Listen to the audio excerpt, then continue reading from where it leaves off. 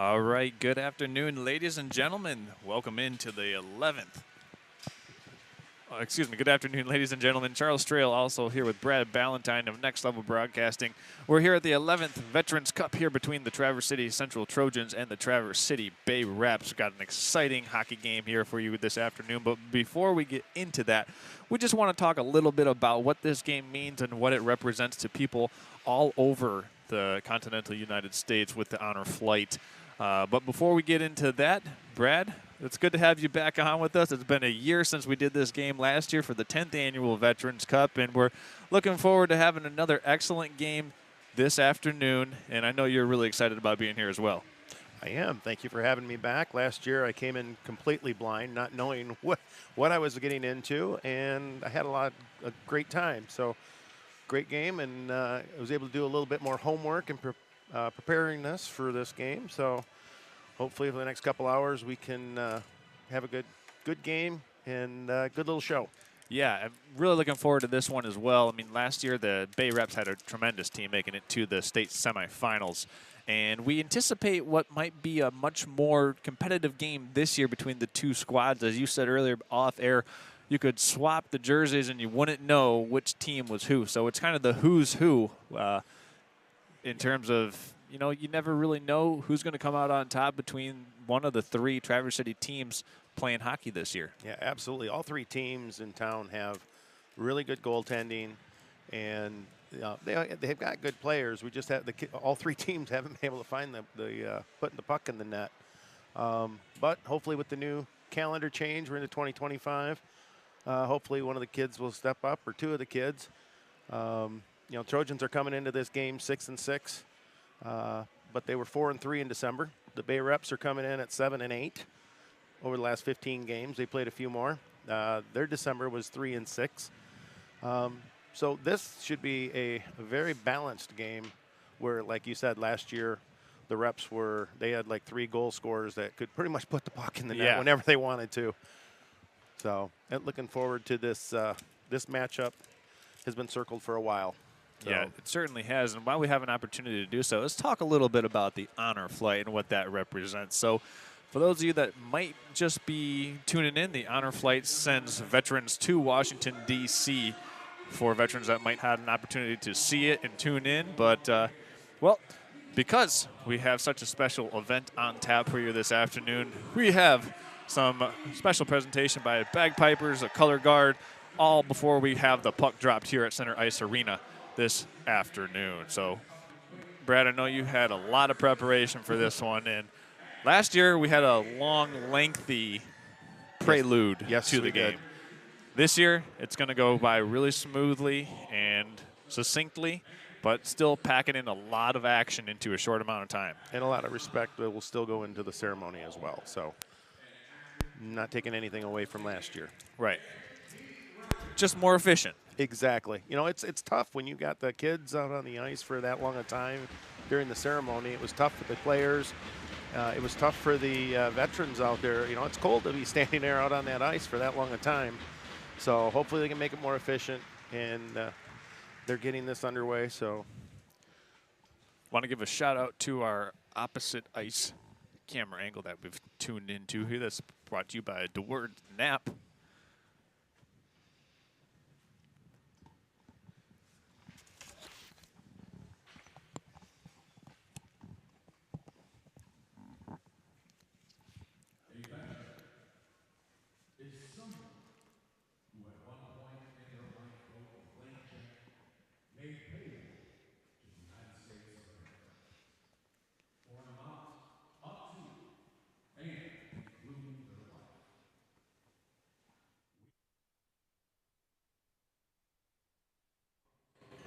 Serving our community since 1974 to help honor all who served and sacrificed in service to our country.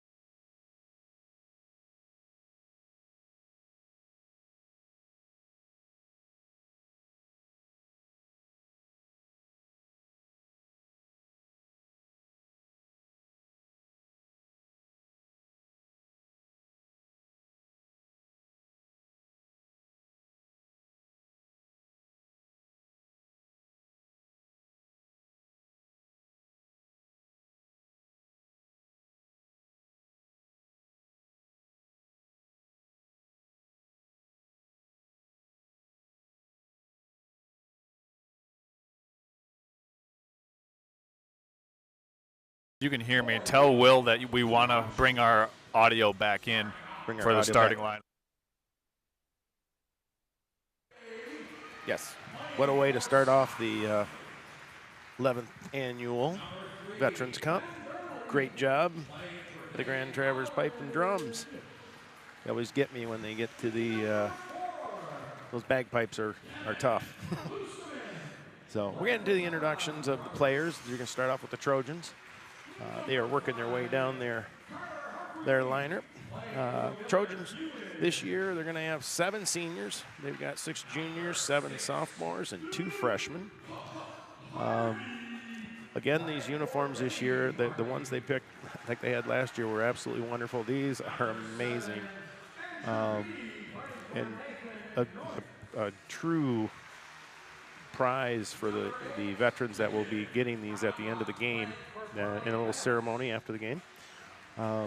If you're listening and you're close to the center ice, they are doing a silent auction up here. They have some very nice baskets up there. They have went to local businesses and got donations, and some of those baskets are pricey, and you're going to get a good value. So come on out if you're close to the rink.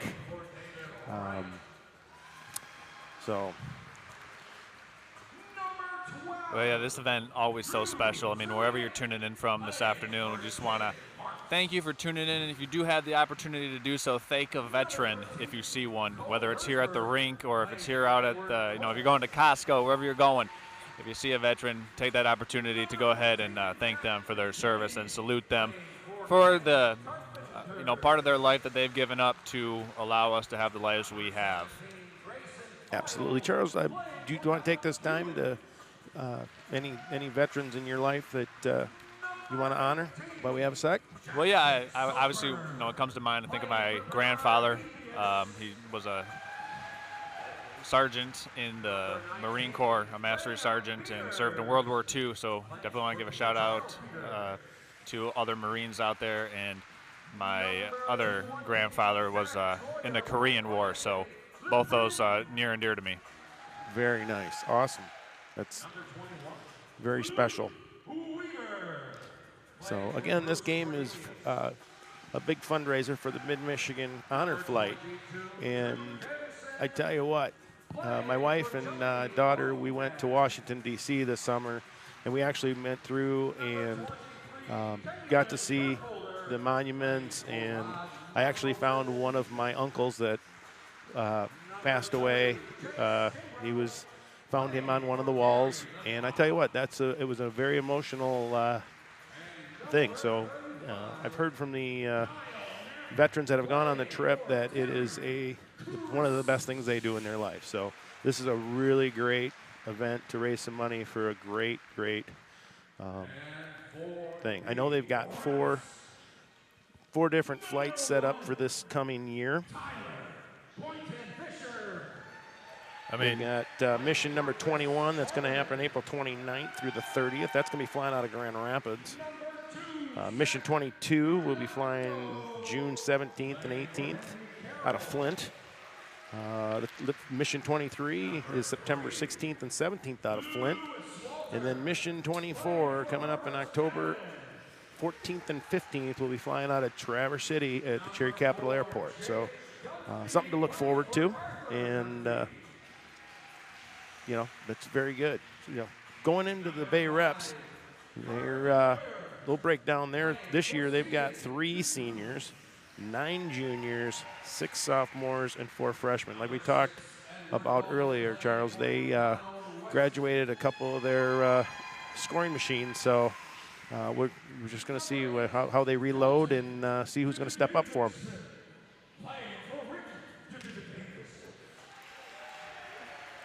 Well, guys, I'm down here ice side right now, and I can tell you what, the look on these kids' faces right now is all business.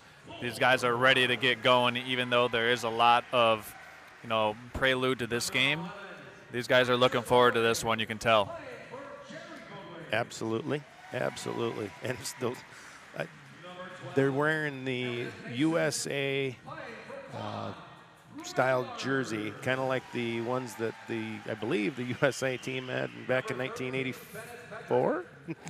Yeah, the Miracle on Ice team. Yes, and they are sharp. And not taking anything away from the Trojan ones, because those things are beautiful, but the USA ones, oh, those just hit home. Number 15, Jacob Kreska, playing for Brian Lark.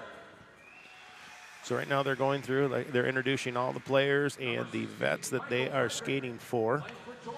And we are doing great on time, it looks like. So Number 17, Jake Ingersoll, playing for Tom Roy. Ooh. I got a slick spot here down on the ice, fellas. I almost just almost went down. I see that. Be careful. Number 19, Aiden Fairbanks, playing for Captain Michael McCormick. I got a nice little two-step out here to keep my weight on top of my feet. Penguin steps, baby. Penguin steps. Number 21, Bo Classens, playing for Cliff Denton. Number 22, Brody Patterson. Like the way Bo Classen just kind of slid into that introduction. That was pretty sweet. But Bo's kind of a special kid to me. I work some softball tournaments in the summer, and Bo is one of my workers that will help drag the softball fields. And he's been doing it for me for about 4 or 5 years. And I tell you what, when he started out, he was hardly pull the rake around. And the last couple of years, he's just out there, and he could just do it all by himself. He's an amazing kid.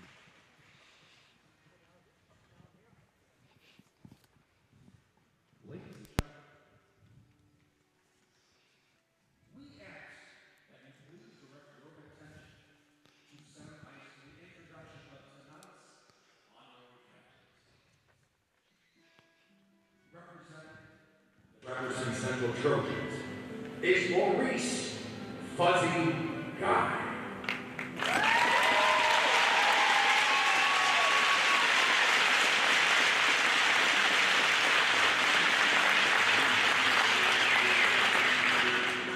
Maurice L. Guy, age 92, was a sergeant in the U.S. Army during the Korean War. He served in the infantry and was involved in many battles, including that of the outpost area, an 8-day battle where his unit was surrounded and outnumbered 30-1 by North Korean and Chinese soldiers. Sergeant Gray's company had 200 men at the start of the battle, and although they were victorious, only he and 48 other American soldiers survived. He was wounded 3 times during his service and awarded the Purple Heart. Fuzzy grew up in Rapid City, Michigan, and was married to his wonderful wife, Carol Guy, for 71 years before she passed away in November of 2023. He is the proud father of 4 boys and has 12 grandchildren and 17 great-grandchildren. Ladies and gentlemen, please join us in honoring the one and only Maurice Fuzzy Guy.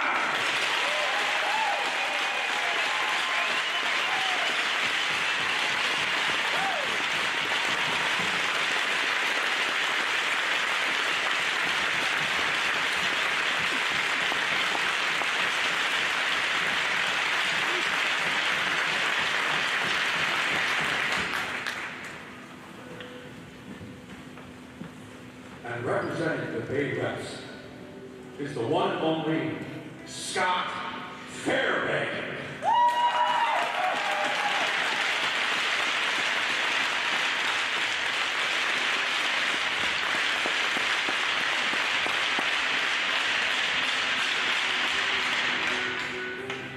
Commander Fairbanks enlisted in the United States Navy immediately following his high school graduation.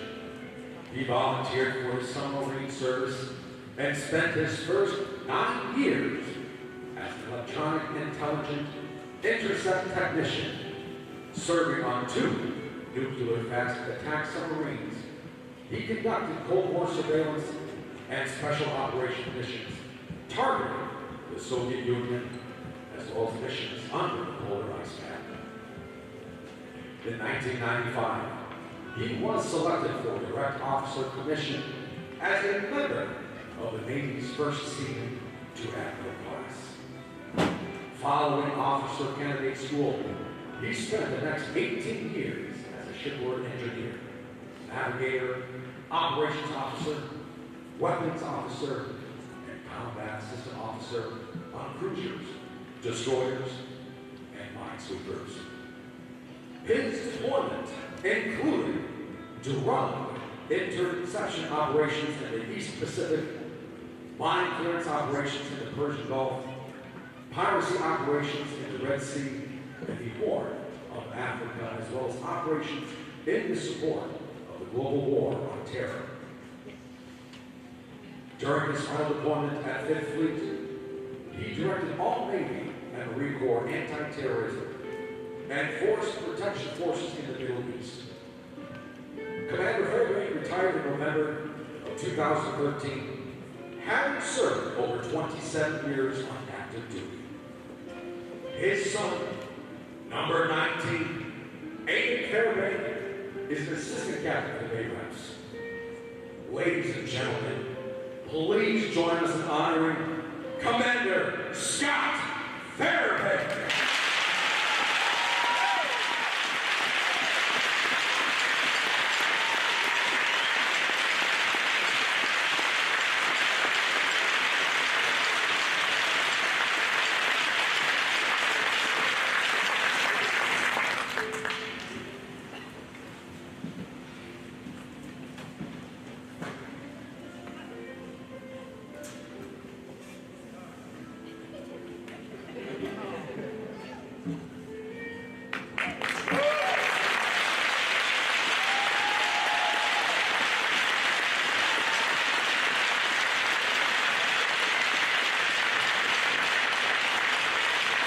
We just had the ceremonial first puck drop. That was between Scott Fairbanks for the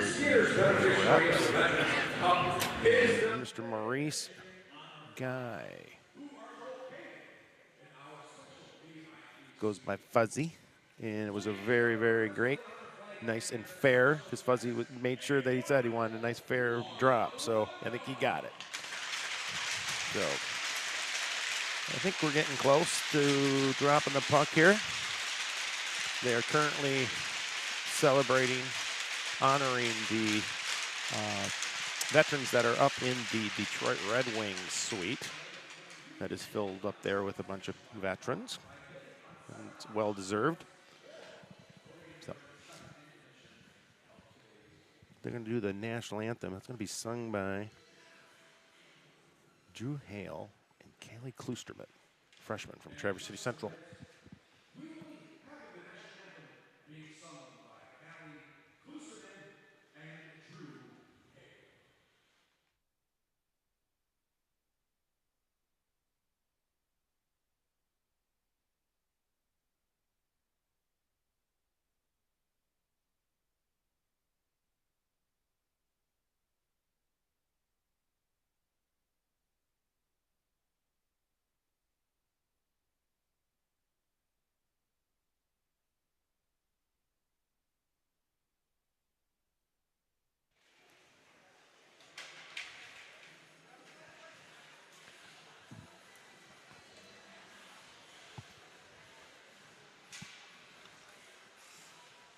Am I live?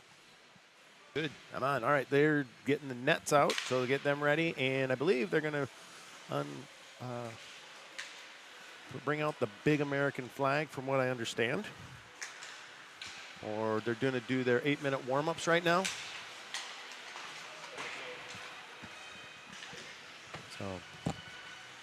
So let's get the kids' legs warmed up, and they're skating around. And boy, I tell you what, they got the lights on now, and boy, those jerseys do pop out.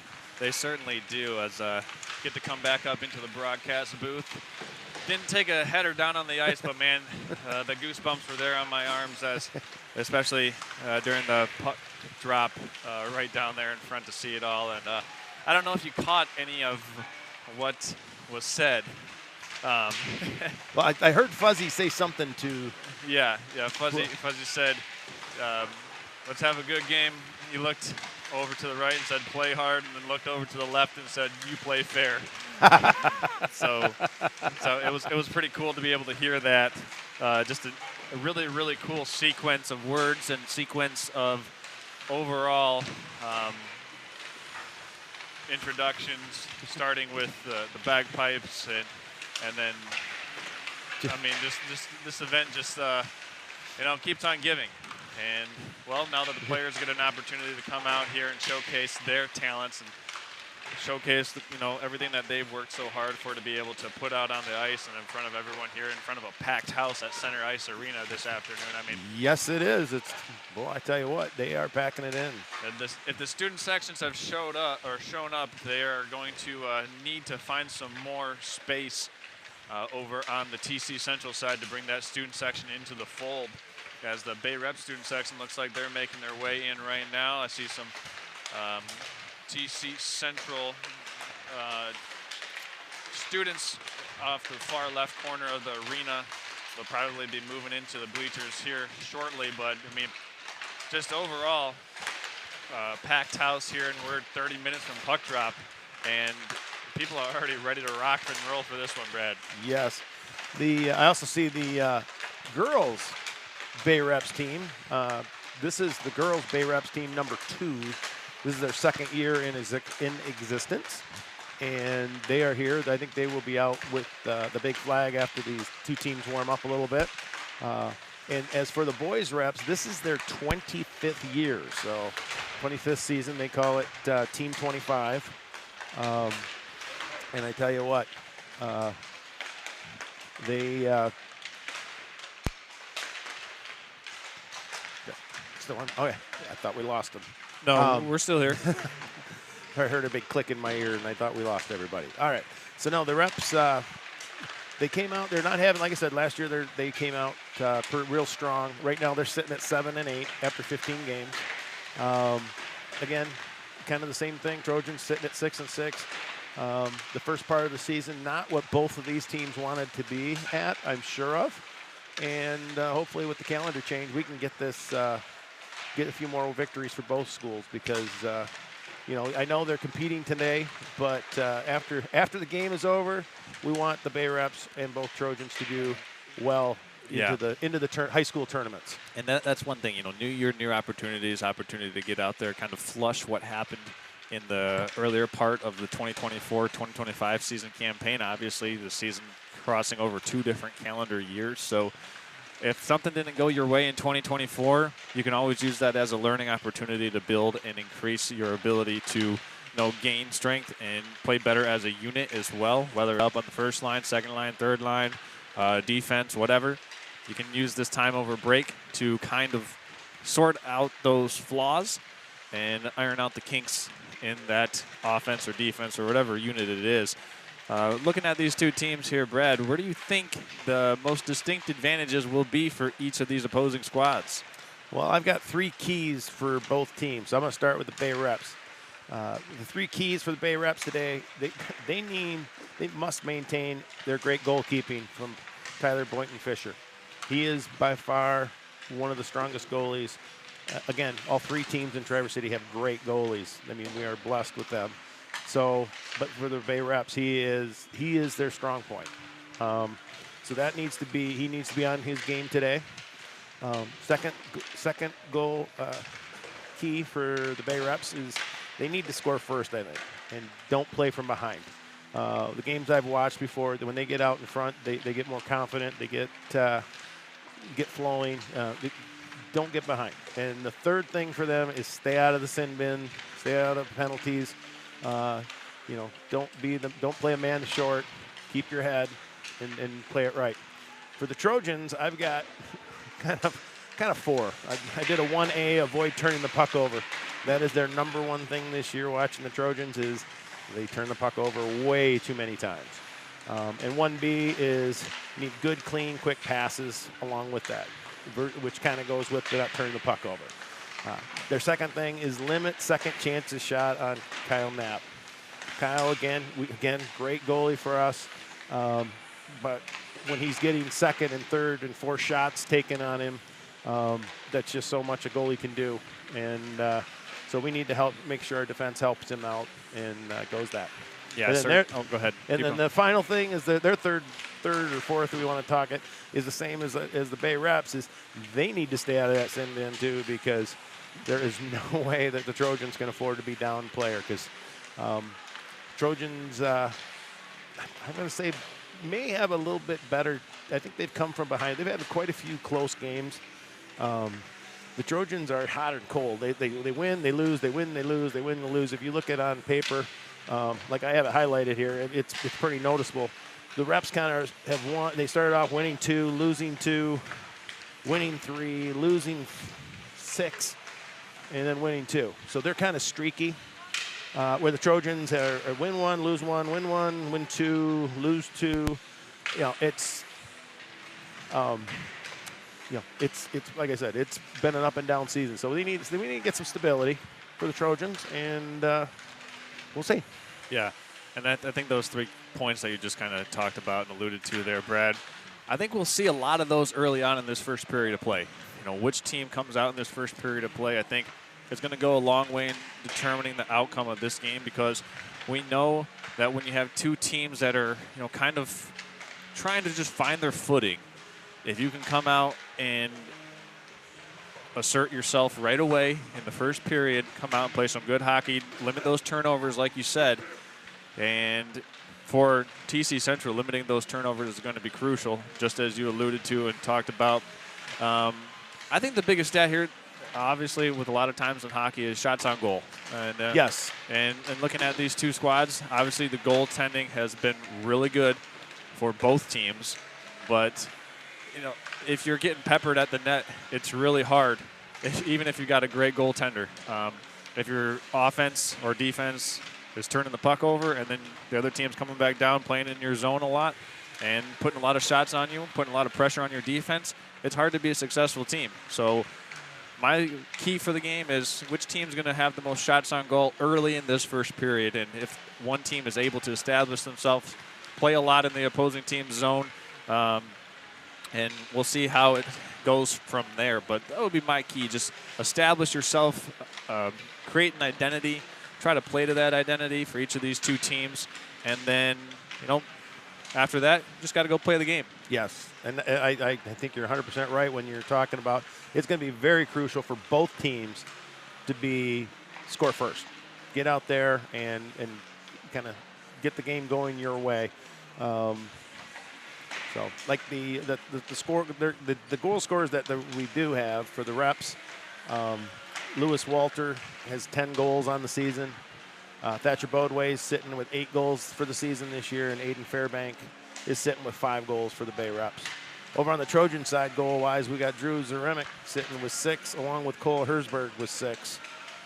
And Blake Weaver sitting right behind him with 5. So, goals for the year, the Trojans are sitting with only 33 goals in 12 games, and the Reps are sitting with 38 goals in 15 games.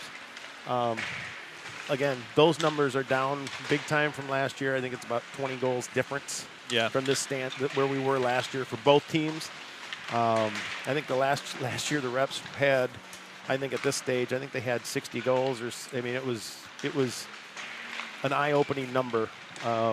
And that's how that game started, and that's how it played out last year as well. They have one common opponent this year. Last year they had 2 or 3 common opponents, but this year only one. Both played Rockford, the Rockford Rams.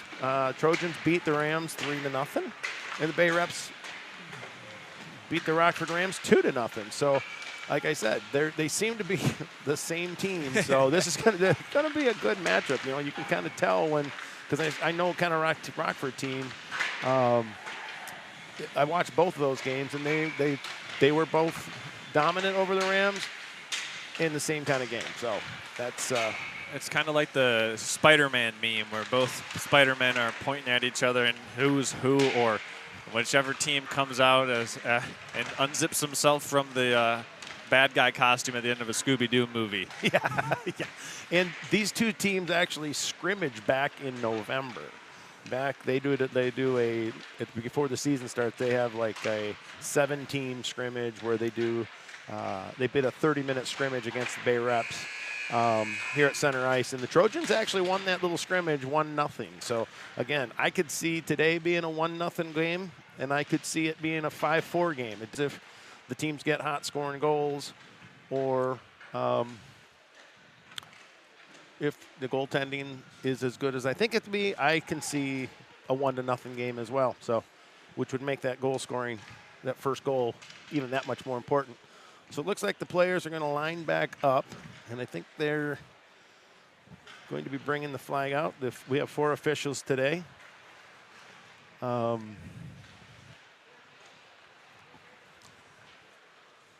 we'll have the flag coming out, the national anthem, and then I think another little short period to get a little skate, and then we'll be off and running in the 11th Veterans Cup.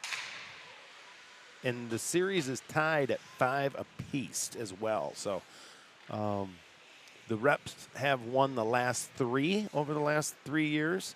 So the Trojans have taken a little bit of a beating. But having the record, the overall series after 10 games be 5 wins for each team says a lot about both programs.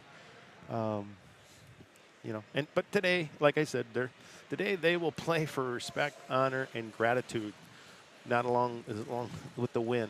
But yeah. And, it's just, I think it's really cool how you can go from, all these emotions and, I know you touched on it. Each player is playing in honor of a veteran, whether it's a family member, someone that's near and dear to them, somebody that they know close. And I think that's really cool. I've been around a couple of events, covering sports for the last 5 years and streaming games for the last 5 years. Not a lot of events like this. One that comes to mind that's very similar is over in Gaylord, Michigan. They do an Otsego Memorial shootout for cancer research. It's a breast cancer research game, a pink out, if you will, and I know some other schools have adopted that trend as well, and that's a really cool scene to be a part of for that. But this right here for the Veterans Cup, going on the 11th year.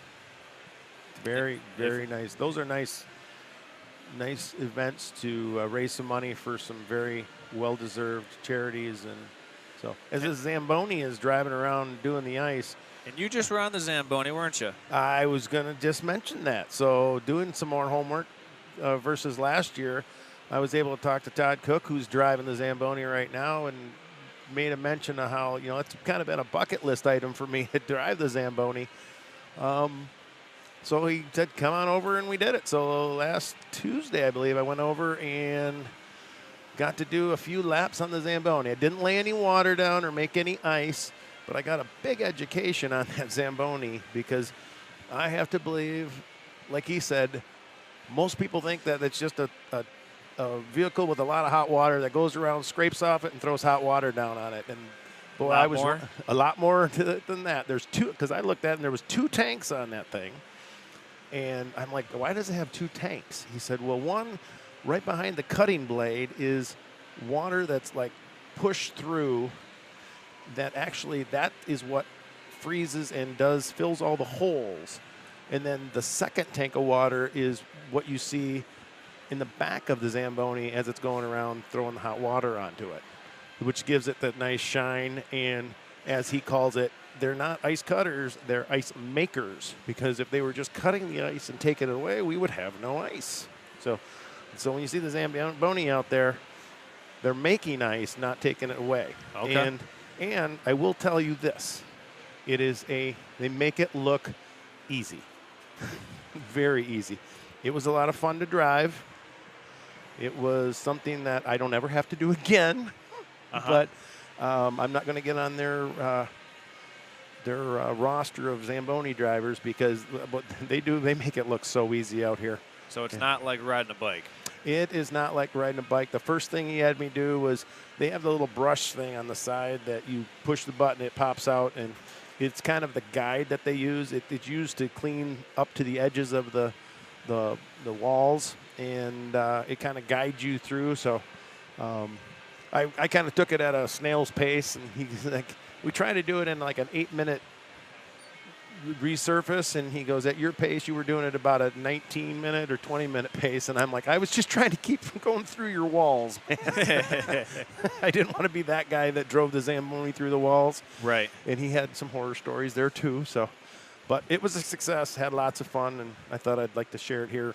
That if you, they're always looking for Zamboni drivers. They give them, they do teach them before they.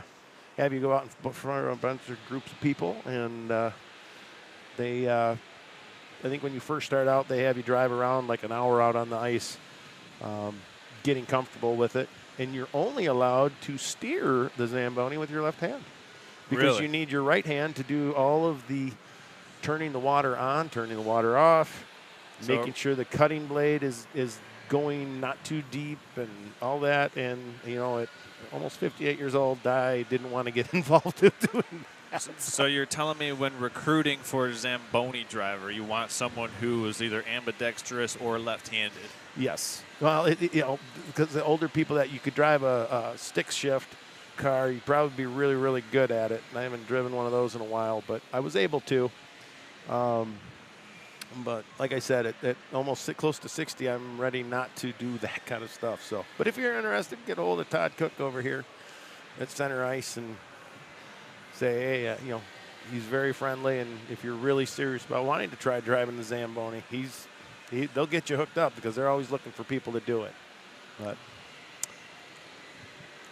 Well, I mean, that's certainly one of those things that for a lot of hockey fans, that's always, who gets to go on the Zamboni, drive the Zamboni, or be on a Zamboni ride. I mean, just riding on it's pretty cool. yes.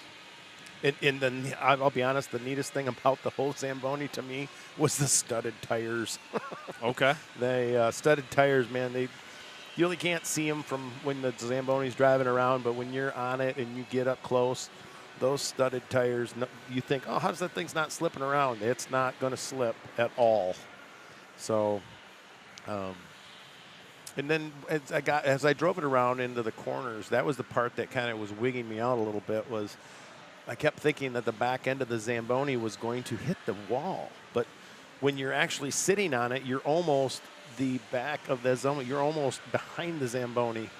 Really? Yeah, when you're sitting there, you're the back of that Zamboni. You are at the back of the Zamboni. So it was more my fear than. And I did talk to a couple other people that do drive the Zamboni, and they said that that was a normal fear with that back end, but it won't hit. It won't hit. So, but back to hockey. That was just a lot of fun. This game's being played about 3 weeks earlier, Charles. Yeah. Which we're missing our guy from last year. Yeah, we're missing out on a couple of crew members that just couldn't make it up here because of where the holidays fell in relation to this game. However, if you're not able to make it, there's still plenty of people that made it out to this arena this afternoon, and a lot of people tuning in online with the stream. And it's just a pleasure to be here once again. This is the second time that we at Next Level Broadcasting have been a part of this event. And I got to tell you, our crew last year was so in awe. Just how everything proceeded last year, how good the reps were. They were a really, really good team. Obviously making it to the state semis, and we alluded to that. But we're also talking about how we think that this year's game could be a shootout or it could be a rock fight. You never really know. I mean, one way or another, I don't envision this game being. What was the final last year? 5-1. I don't think we'll see that again. I don't think so either. And actually, I was actually surprised that it was only 5-1. To be honest with you. Yeah. With as good a scoring machine as the Bay Reps were last year. But like I said, I'm hopeful that we'll have a pretty good shootout here, balanced. We shall see. I mean, it's coming up. Both of these coaches are both teams are coached by very, very great coaches. Starting with the Bay Reps, we got Mike Matucci. 96 was the CCH player, best defenseman of the league for the CCHA. And he was also a member of the LSSU national champions back in 1998. This is his 8th year as the Bay Reps coach. So building a fantastic program. Well, the Trojans are coached by Chris Gibbons, and Chris Gibbons is just a legend. He's in his 30th season this year. Actually, I went on to the MHSA website, and Chris Gibbons, I've added the wins from this year, is up to 447 wins, 287 losses, and 31 ties. He is currently ninth on the MHSAA list of total wins, 11 wins away from 8th place. 11 wins away from 8th place on the all-time Chiz list. So both teams are in good hands with some great coaches. And making our way onto the ice is the Lady Bay Reps with the huge flag. It looks like they are just about in place. And again, we're going to have singing the national anthem today. We're going to have Drew Hale and Kaylee Klusterman, freshman from Traverse City Central High School. And the girls Bay Reps team will be playing tonight. If you can't make it out for this game and can make it out late, they'll be taking on Washtenaw United. They played last night. The Bay Rep girls won it. And we'll hopefully can see them. Trojans are making their way back out onto the ice. The officials are out here getting the nets in place. And looks like we are going to be right about on time for our 2 o'clock drop. And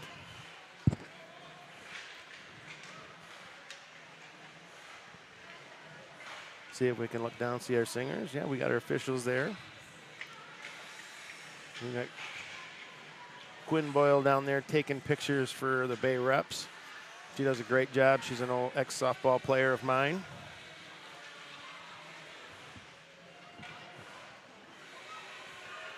And here come the Bay Reps.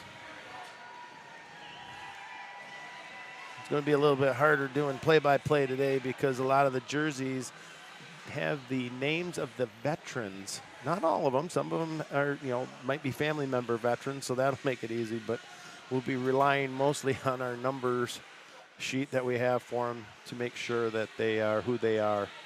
All right, I think we're in place, and I think getting the singers out.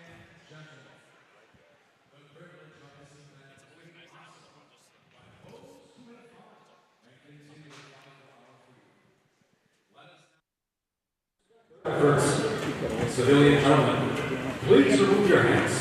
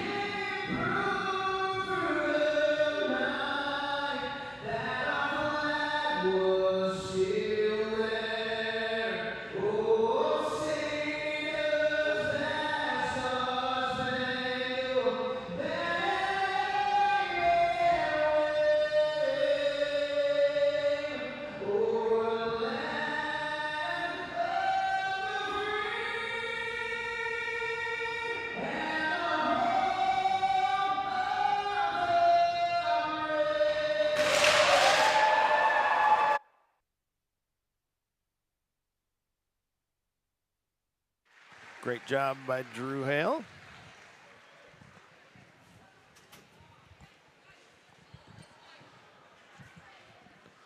They are rolling up the big, huge flag. The girls did a great job out there. Again, they'll be playing tonight, 6:15. And we are right about on track, if not ahead of schedule, I think, there, Charles. So we've got officials, we've got players.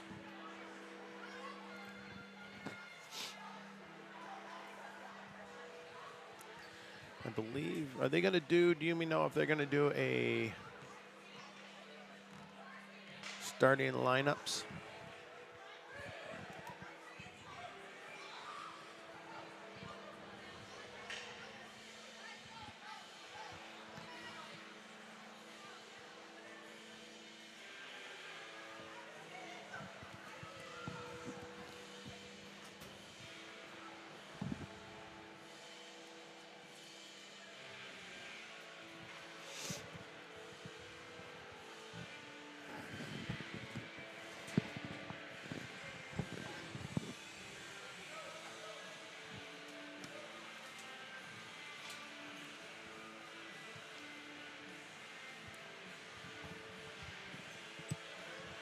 Well, we're almost getting to that moment where we've just been waiting here. I shouldn't even say it's been a wait. It's been a lot of fun in the last 40 minutes as we're getting close to puck drop here in the 11th annual Veterans Cup game. Charles Trail, Brad Valentine from Center Ice Arena here on Next Level Broadcasting. Thank you for tuning in, whether you're tuning in from locally, Michigan, or if you're tuning in nationally, domestically, abroad, wherever. Internationally as well. I know we got some people that might still be traveling over the holiday that could be tuning in internationally, so we're going to send it over to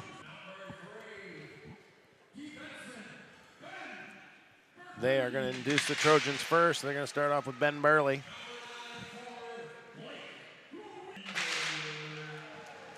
To Blake Weaver.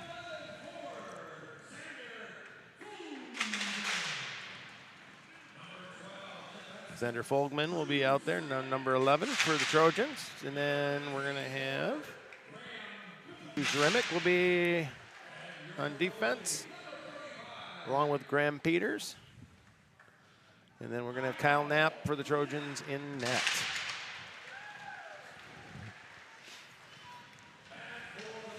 And now starting for the Bay Reps.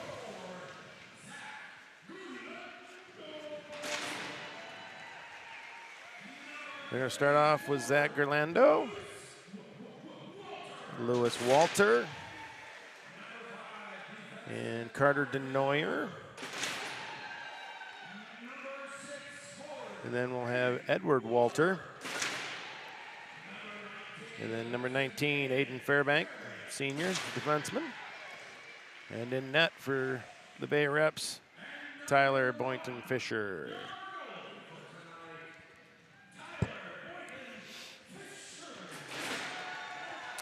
They have got them going, and I think we are going to be a little starting early, a little different than last year there, Charles. How about that? Hey, last year's was a great ceremony, and it was very touching and a great production.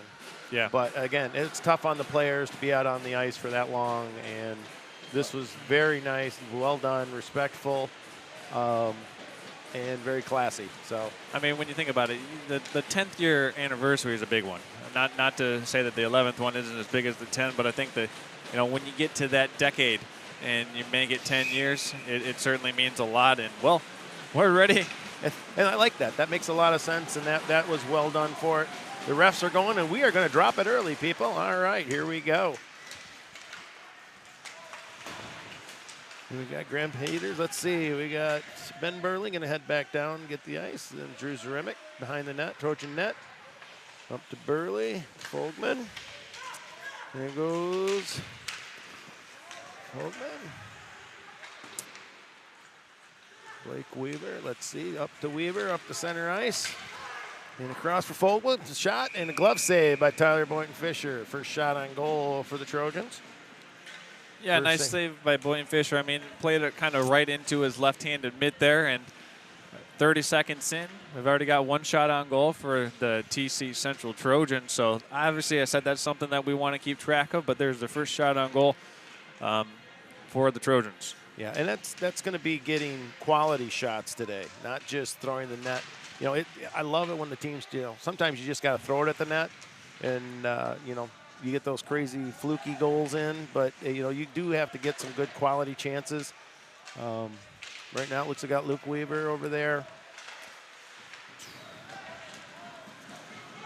For the reps, you got Colton Davidson out there. Bodway. And here comes the reps down there. Michael Frederick gets taken into the boards by Kelvin Klusterman. Back. Looks like Matthew McKinney. He's got the Matthews for the Trojans going up the net. Oh, taken down. Up by Herzberg. Luke Weaver shoots it around the net. The Trojans will make a change, and here comes the reps. Oh, almost a turnover.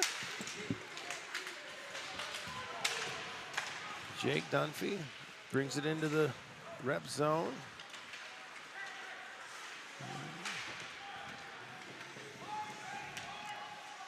Ben Newman's got it for the reps. He's going to shoot it up to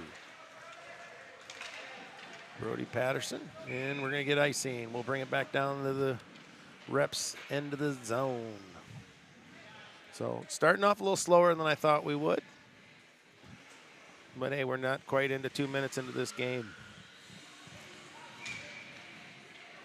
Looks like who we got taking the train. We're going to have Drew Davison for the Trojans and Jake Dunphy with this thing. Trojans win the face-off. Over to the front. Oh, just past Ben Burley. Poked out. Brought in back in Trojans.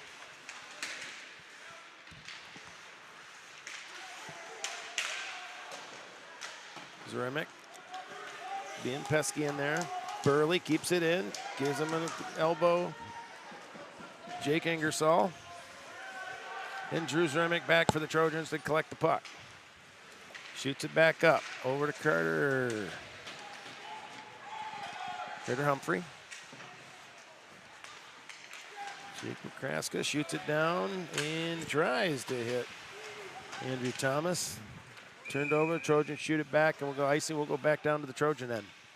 Yeah, right now both teams just seem like they're just trying to get their feet underneath them right now, and you can tell that there's some nerves as well, I would say, Brad. Yeah, I think they're really trying to feel themselves out, feel both teams, and see where they're, set up some plays and see what they got. So looks like we got Edward Walter for the reps taking the face-off, and that was up against Caden Rodenroth. Trojans got to have it now. Up. Bouncing puck over at the Trojan blue line. Gets wrapped up. Reps take it down in. Lewis Walter trying to find somebody. Zach Orlando in front of the net, waiting for something. Matthew McKinney and Carter Humphrey.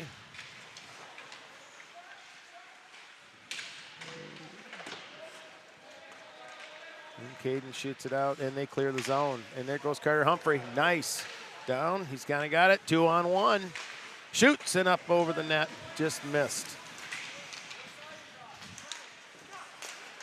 Oh. Now the reps take over. Jacob Kraska up. Lewis Walter shoots it towards the net. So far, still Trojans ahead in shots on goal, 2-0 so far, and might have an opportunity for another one here. Oh, Fogman, tries to get the shot, just couldn't get it. Kind of, that puck seems to be a little bouncy right now. Oh, high shot, saved with his blocker for Tyler Boynton Fisher. Ooh, Trojan throw right in front. Shot by Cash Conway, and saved by Tyler again. I tell you what, that one was right there for the taking after that one was kind of redirected, and it looked like it nicked off of a skate of one of the reps defensemen there, which potentially saved him from a goal.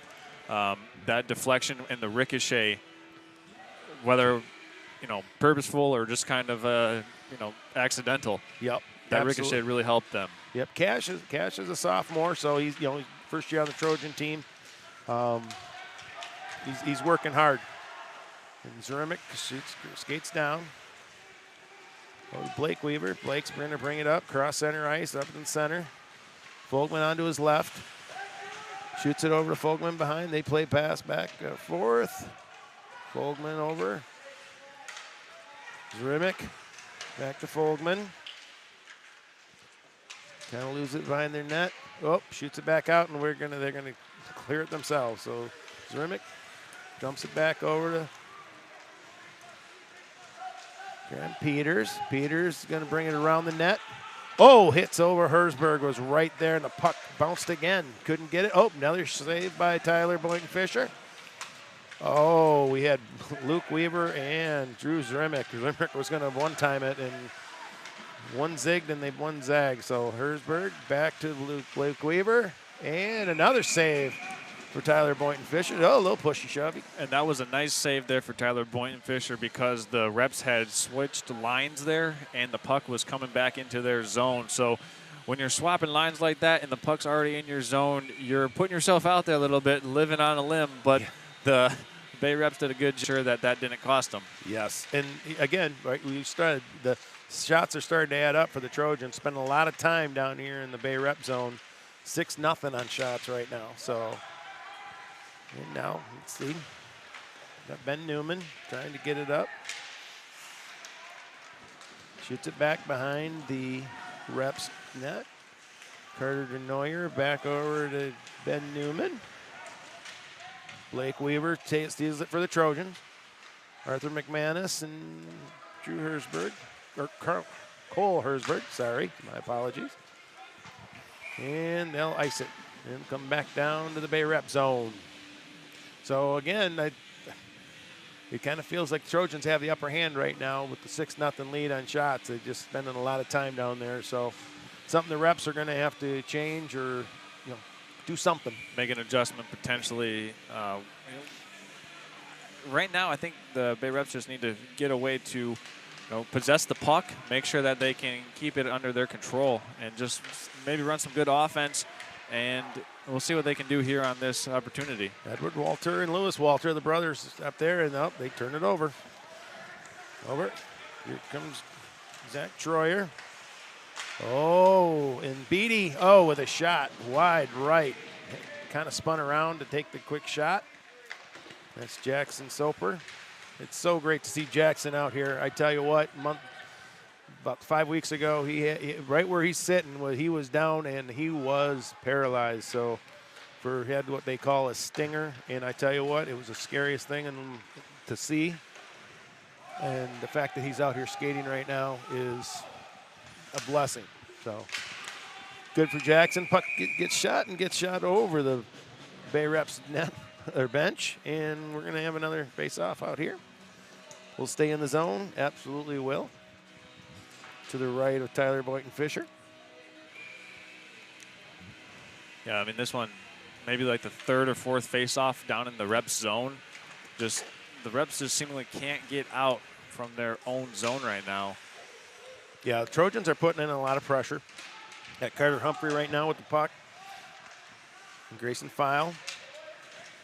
Grayson's a freshman. He's one of the two freshmen. And Xander Fogman as well. Grayson with the shot. Right, nice quick little wrister.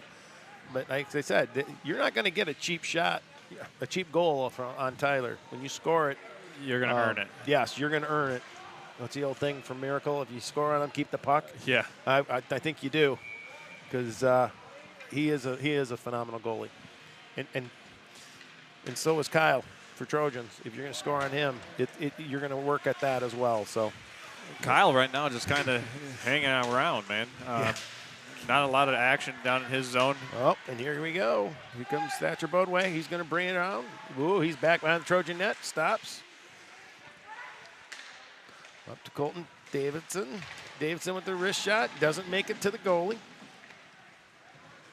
Joel Zasina. And turned it over to the Trojans. And up comes Xander Fogman, the other freshman. Yeah, young youth on display here, especially on this line right now for the Trojans. Yep. And Graham Peters. Oh, and Ben Burley couldn't keep it in. Delayed offsides. Oh, they're getting a little chippy out there. They're trying to make dinner plans, but they sounded like they're getting a little chippy. All right. Rep shoot it around. Elliott Mason. And shoots it out. Tries to hit Luke Schulte over there. A little bit too far out of his reach. Edward Walter. Ooh, nice play. Nice play.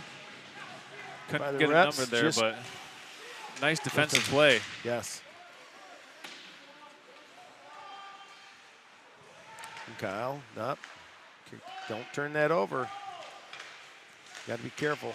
The reps are sneaky and quick, so you can't be just, Trojans sometimes I've noticed in the last first part of the season, they'll do some blind passes and they just, nobody's there, or, just not clicking on all cylinders. But like I said, they'll get there. Hopefully the calendar change. We've got this all worked out. Let's see, Luke Weaver. And there's the turnover. That's what the Trojans got to avoid. Kyle with the arm pad save. That's going to get the Bay Reps their first shot on Kyle. Physicality really starting to pick up here as we get into the latter parts of this first period, Brad. Yeah, they're starting to hit. And you can tell that these teams have settled down. The nerves usually only last the first 10 minutes of the period, and you can see now that each line has had maybe 2 or 3 different shifts out there, that all the players out there looking much more comfortable. Looks like they've got their feet underneath them so far. Oh, absolutely. They're, like you said, you get through that first line of shifts and get everybody out on the ice, get the sweat going, get the energy flowing, and they're ready to go. All right, so it looks like we had Jake Dunphy for the Reps. He's tangled up with a couple Trojans behind the net. And Matthew McKinney for the Trojans knocks it away. Let's see, we got Andrew Beatty, we got Troy. Ooh, cross the crease.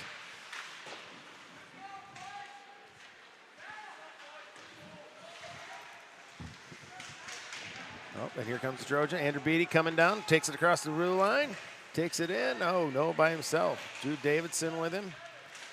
And there's Zach Troyer. Jake Ingersoll takes a shot up wide left from the blue line. The Reps are going to make a line change. Colton Davidson. Much safer line change there for the Reps, as the puck had just been shot, and maybe a couple line changes previous to that, they had to make one deep in their own zone. So, yeah, had to look at 21. He's the one jersey that's not the same as his normal jersey. He usually wears 7, so Bo Klassen. So, trying to trick me up. Don't be swinging that stick. Caden Rodenroth. Spend a little time in the penalty box if you do that one. Yep. Burley flips it into the Rep zone. Caden back, takes a swipe, trying to clear it back around the other side. Over to Grayson File. Grayson, they just can't keep it in. They kind of got a break. There's a nice hit right at center ice. Yeah. Oh, Ben Burley, yeah. Putting Bo into the wall. Oh, wow. Thatcher Bodway had a very good opportunity for the Reps right there. Oh, they pass it over. One-time shot. Doesn't make it through. It's Davidson. Oh, Trey, that's Zaremic. It's 12, not 22. The Reps have kind of flipped the script here on this later portion of this opening period, as they possess the puck more now in the Trojan zone. And I would contribute that to just not turning it over as much. Yes. And here comes Burkholder. Burkholder's going to bring it in. Dumps it back over to Blake Weaver. Oh, and turn it over. Kelvin Klusterman. They can't keep it in. Got delayed offsides. The Trojans will get back onside, and the Reps chance to come down over their own blue line. Elliott Mason. Oh, dumps it back behind the Trojan net. Oh, just missed it. Mason almost had that on the ricochet. Walters Dumps it back in. Kelvin Klusterman. Trojans up to Graham Peters. Up, and Peters gets turned over. Walter Lewis with the shot on. Kyle with the save. Second save. Now you're right. The reps are starting to get their turn at Kyle. Shots are now 5-7. I think Trojans. it's four consecutive shots on goal for the reps without an answer back for the Trojans. And there's the turnover wide left. That was Hersberg over to Fogman. Fogman's going to go to the center ice. Keep it on side. He's working. And Carter DeNoyer for the reps. Oh, McKinney. Keep it. There goes Lewis Walter. Oh! Nice looking hit at center ice. Cole Hersberg. Just put a hit on Lewis Walter. I think he's going to go get a drink of water after that one. Oh, Trojans kick it up. Arthur McManus.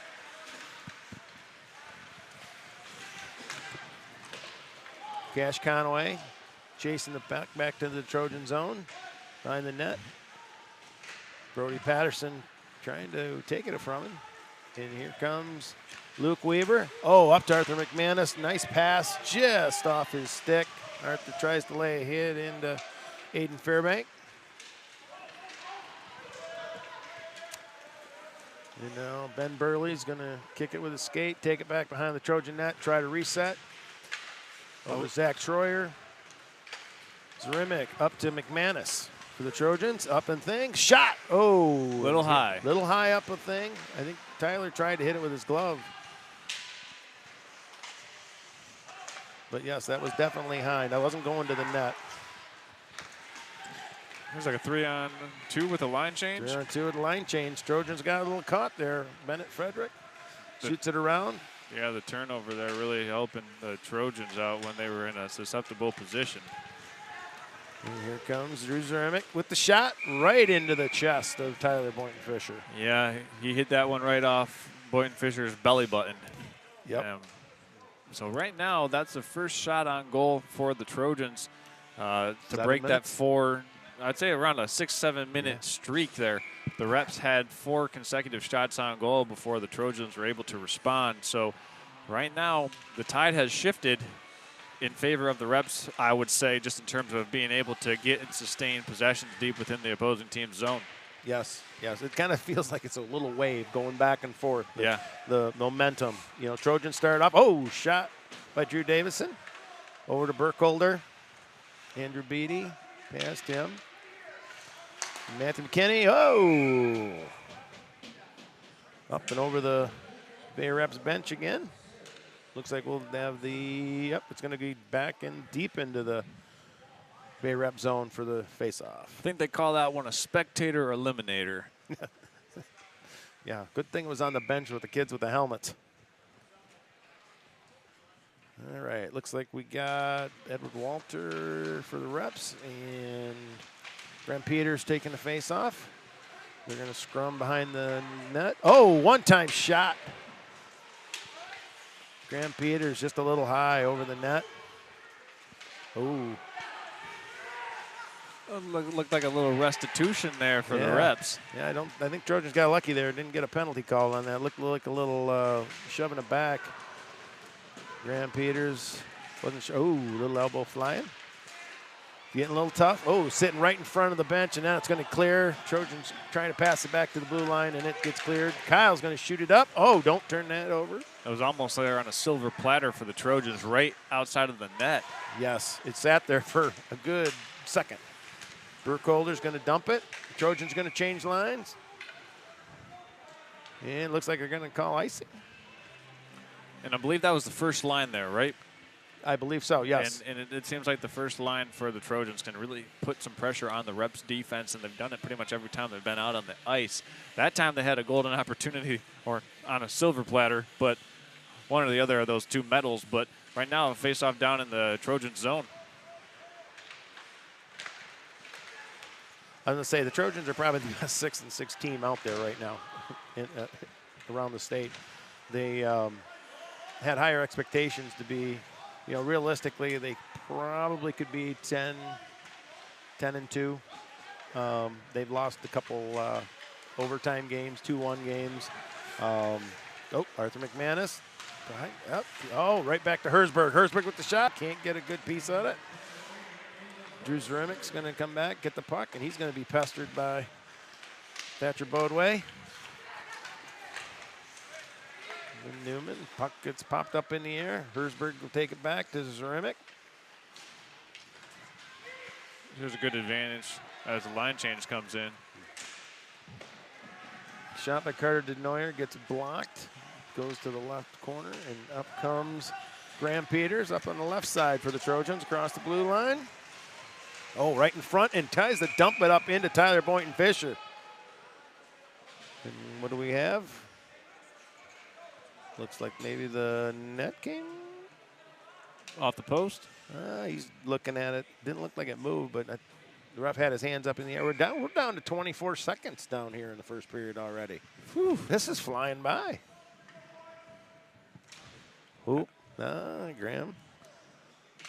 Graham Peters for the Trojans on the face-off, and it looked like they had Jake Dunphy for the reps. Trojans are going to take advantage of it. Blake Weaver. Reps right underneath us. Jake Ingersoll and Goldman. Yeah, it looks like Blake Weaver got hit, taken down, and that's going to end up with our first period 0-0. And the shots on goal, the Trojans are going to lead it with 10 shots on goal on Tyler Boynton Fisher, and reps were able to put 5 against Kyle Knapp. So again, like we talked about at the beginning, maybe a 1-0 game here. Because very well could be that. And we're going to go ahead and step aside. This is Next Level Broadcasting's coverage of the 11th Veterans Cup. We'll be back in a few minutes after this. Now's the time to fly from your Northern Michigan hometown Cherry Capital Airport, TVC. TVC Airport will get you to your dream destination anywhere in the world. Visit tvcairport.com now.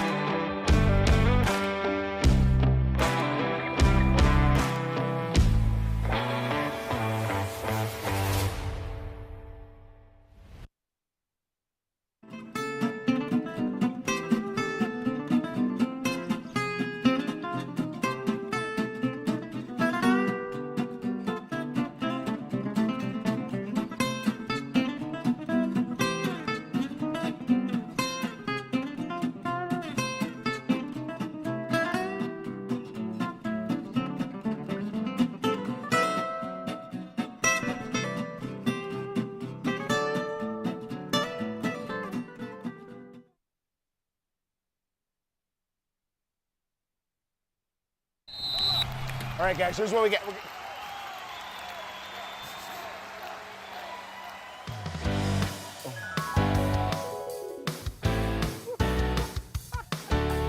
BC Pizza, BC Pizza, hometown handmade gourmet. Coach, what do we do? We get BC Pizza. BC Pizza, BC Pizza.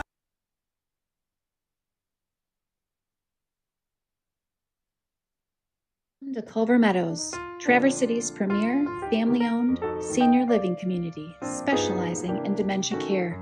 Here at Culver Meadows, we cultivate the perfect environment for your loved ones by combining our setting, scenery, and social interaction of our residents.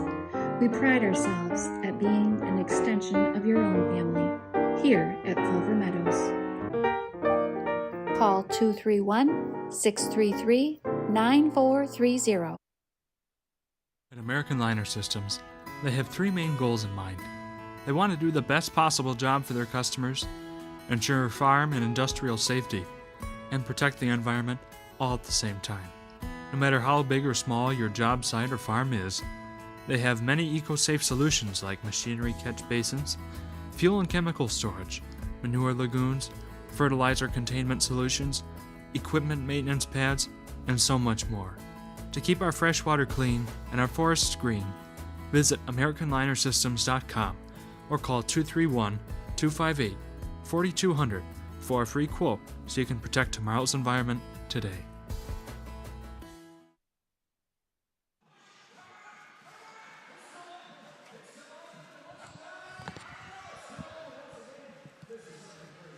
Well, we've got a special military tribute to musical chairs right now in the house, and we are with the final two contestants. They will be slugging it out over one final chair. That is an inflatable chair on the ice. It's pretty slick down there, and it's a pretty entertaining intermission entertainment as we've got two service members, one chair. Who's going to come out with it? We have two Army members here. Oh, a chair swipe and a victory celebration there at center ice. That's a fun period break right there with musical chairs out on the ice for our servicemen and women. That's pretty cool. Good old laugh, good old fun here from Center Ice Arena as we have our intermission between the first and second period. It's 0-0. TC Trojans with 10 shots on goal to the 5 shots on goal for the Traverse City Bay Reps. In between the second and third periods, we'll meet each of these two teams. We have player introductions, players telling you a little bit about themselves, where they're from. For the Traverse City Bay Reps, I should say, what school they attend, as the Bay Reps is a conglomerate of many different high schools. And we'll meet all the players for each of these two teams in between the second and third periods. So that should be a fun one. Hang with us until then. And right now, there's no reason why you shouldn't be hanging out with us here this afternoon as we've got a 0-0 game. Welcome back into our broadcast booth. My counterpart, Brad Ballantyne. Brad, after you had a little bit of time to digest what we saw in that first period of play, what were your main takeaways? Like we said, they started off, like you said, feeling each other out, started a little slow, and it was wavy. So, like, the Trojans had the first wave of shots. They kind of did, first 4 or 5 shots. And then they went, kind of turned the momentum to the Bay Reps, and they kind of put the shots on to kind of that. And because it was sitting there at like 6 shots to nothing. And then next thing you knew, it was 7-4. And then the Trojans kind of got a little bit of it back towards the last part of the first period. So I think when they come out in the second period, I think it's going to be a big push to get that first goal. I also think the Reps are going to, really come out stronger this than they did the first period. I think they'll wake up and get it moving. Yeah, and one of the things that I talked about a lot, and stop me if I sound like a broken record, Brad, but, just time spent in the opposing team zone. It's similar to, like, football. If you're spending a ton of time within an opponent's goal or red zone, inside the 20, or basketball, if you constantly have possession of the basketball paint, your percentages of scoring goes way up. And whether that's in hockey, basketball, football, whatever it is, if you're very close to the other team's goal and you spend a lot of time there and you get a lot of shots at it, your shots of winning the game go up drastically just from a statistical standpoint. Yes, and you got that chance of not only a quality shot, but you also got that chance of a fluky goal going. Yeah, exactly. Bounce off somebody's skate or something. Yep, you could be passing it to somebody else or trying to get it to your buddy, and it could hit off somebody else's skate and or deflect.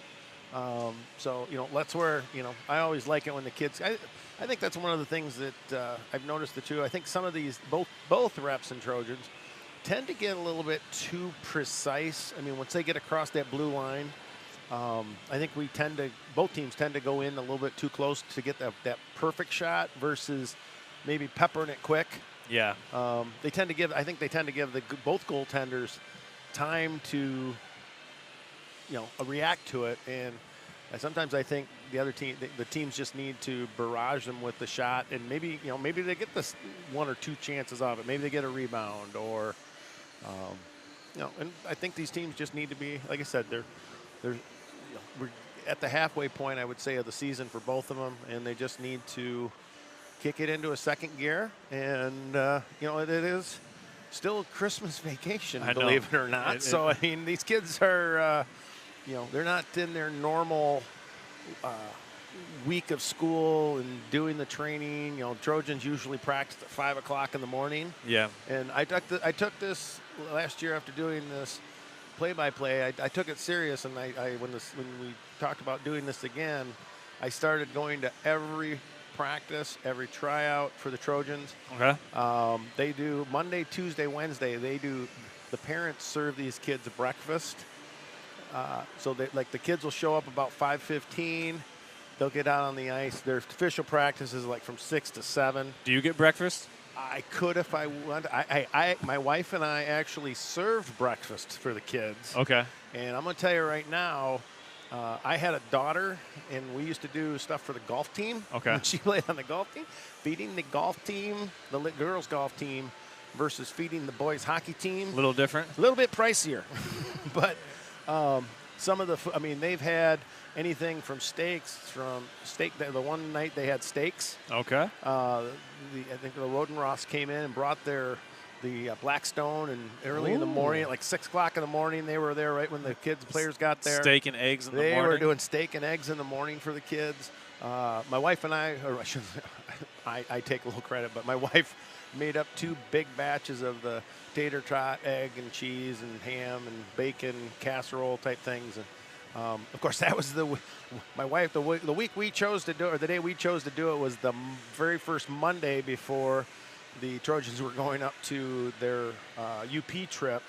And what I found out from a couple of the parents and a couple of the players is Coach Givens likes to skate them pretty hard that Monday, Tuesday, Wednesday. So that Monday that my wife and I were serving the casserole, there were a few kids that were a little green from skating from practice. I can imagine so. While we have an opportunity to do so, I just want to give a shout out to one of our friends tuning in this afternoon. That's Tom Hardy. Tom Hardy, a member of the Bay Reps organization, had his son play on the Bay Reps team. And Tom's tuning in this afternoon all the way from, I believe, Lansing or Grand Rapids. So that's Tom Hardy with the Bay Reps. He was, I think, here with us last year. And I want to give a shout out to our counterpart who was also here with us last year, Mark Madsen, unable to make it today. But getting some good stories from the veteran, and the veteran making the comment that it was the best day of his life. And that's saying something special.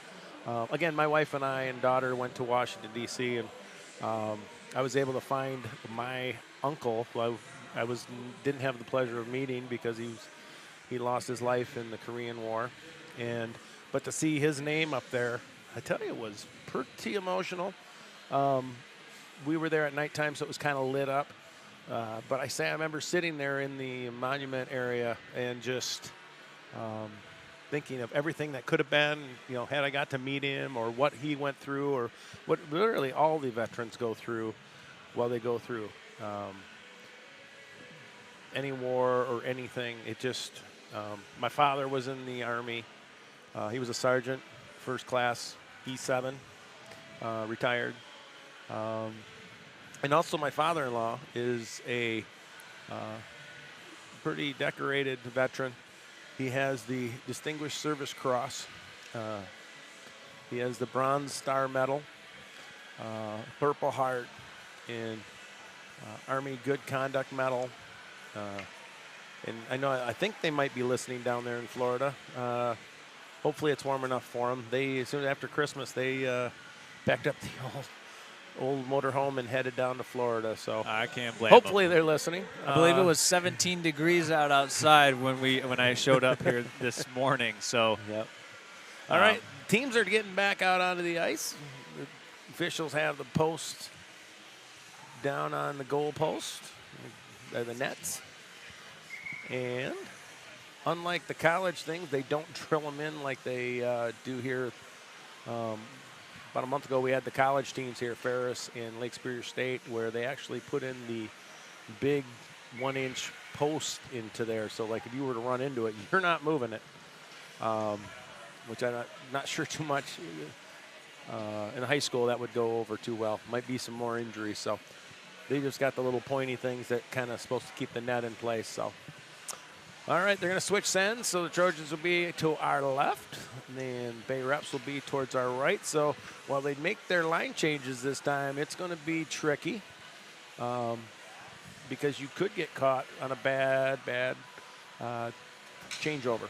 So, all right, whistle, refs blowing the whistle, and here we go for period number 2. The Trojans and the Reps. All right, gets it back down into the Reps area. Joel Zasina keeps it, knocks it up, takes it over to Zach Gerlando. Zach, turned over. Ben Burley steals it, shoots it up, and passes it down. And they're going to wave off the icing. Yep, nothing. Elliot Mason chases it back. And Joel Zasina has it. And wrapped up down there. Blake Weaver for the Trojans. Volkman, wrist shot taken by Ben Burley.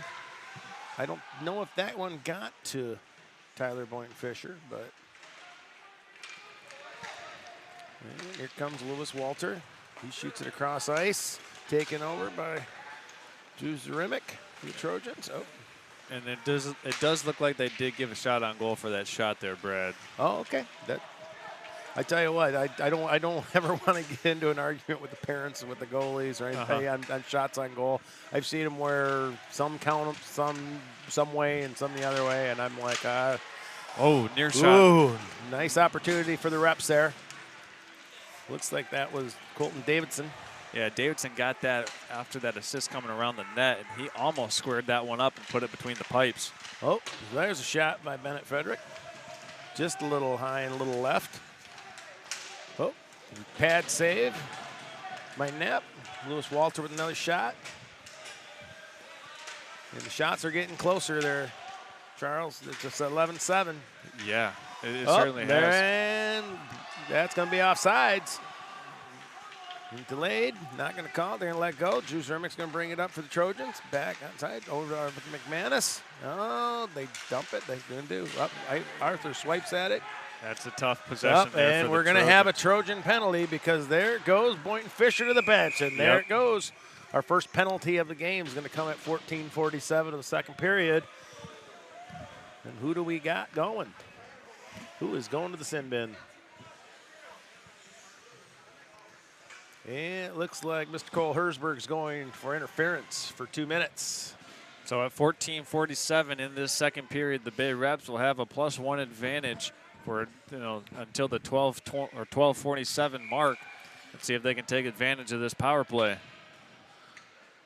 Looks like Blake Weaver, and looks like we got Edward Walter at the face-off. The Reps keep it in the Trojan zone. Elliot Mason back around front.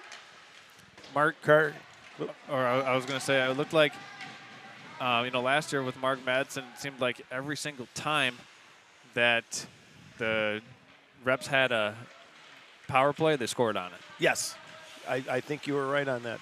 And that's why I said Trojans, they need to kill the penalty here. I mean, that'll be big for them. Yep. And that was one of the talking points we talked about last year. Mark kept bringing it up. Power play points. I mean, if you can take advantage when you're +1, that's what good hockey teams do. Klusterman shoots it down towards Boynton Fisher. He's got to stop it. See, now those are tricky ones that when, shot on goal, not shot on goal type thing. If the goalie wasn't there, it would have went in.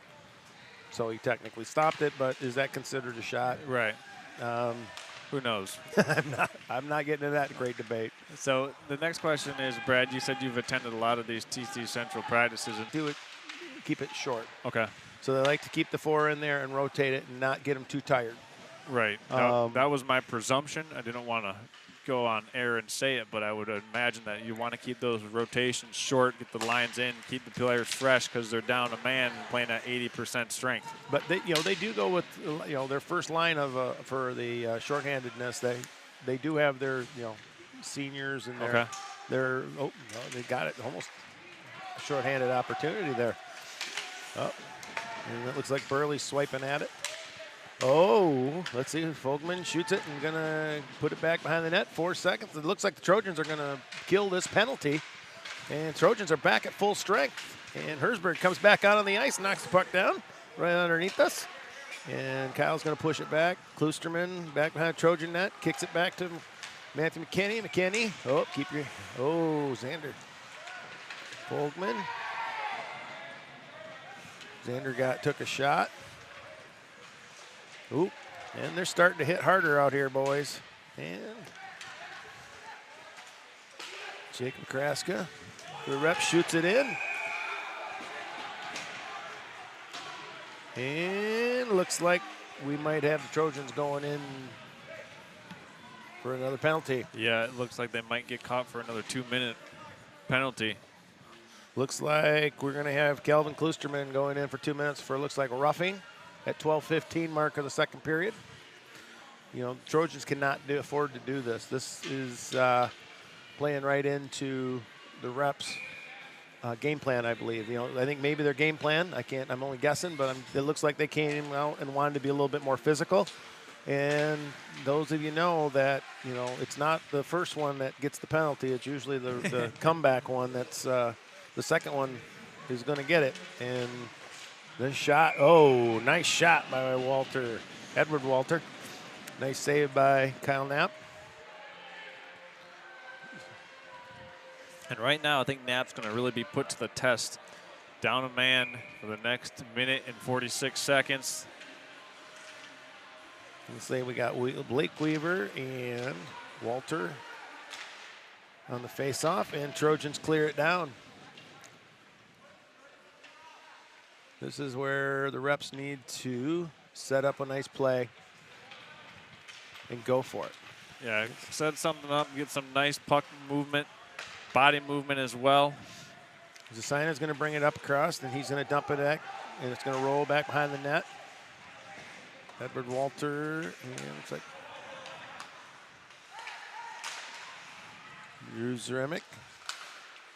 Little battle. Zeremic swipes at the puck. Oh, and then the reps passed it right across over to Walter. He's tied up into the boards. And Trojans knock it out of the zone. They got to get back on side, the reps do. Brought back in. And Weaver. Lewis Walter poking at it. Lewis Walter gets a good shot in on Burley.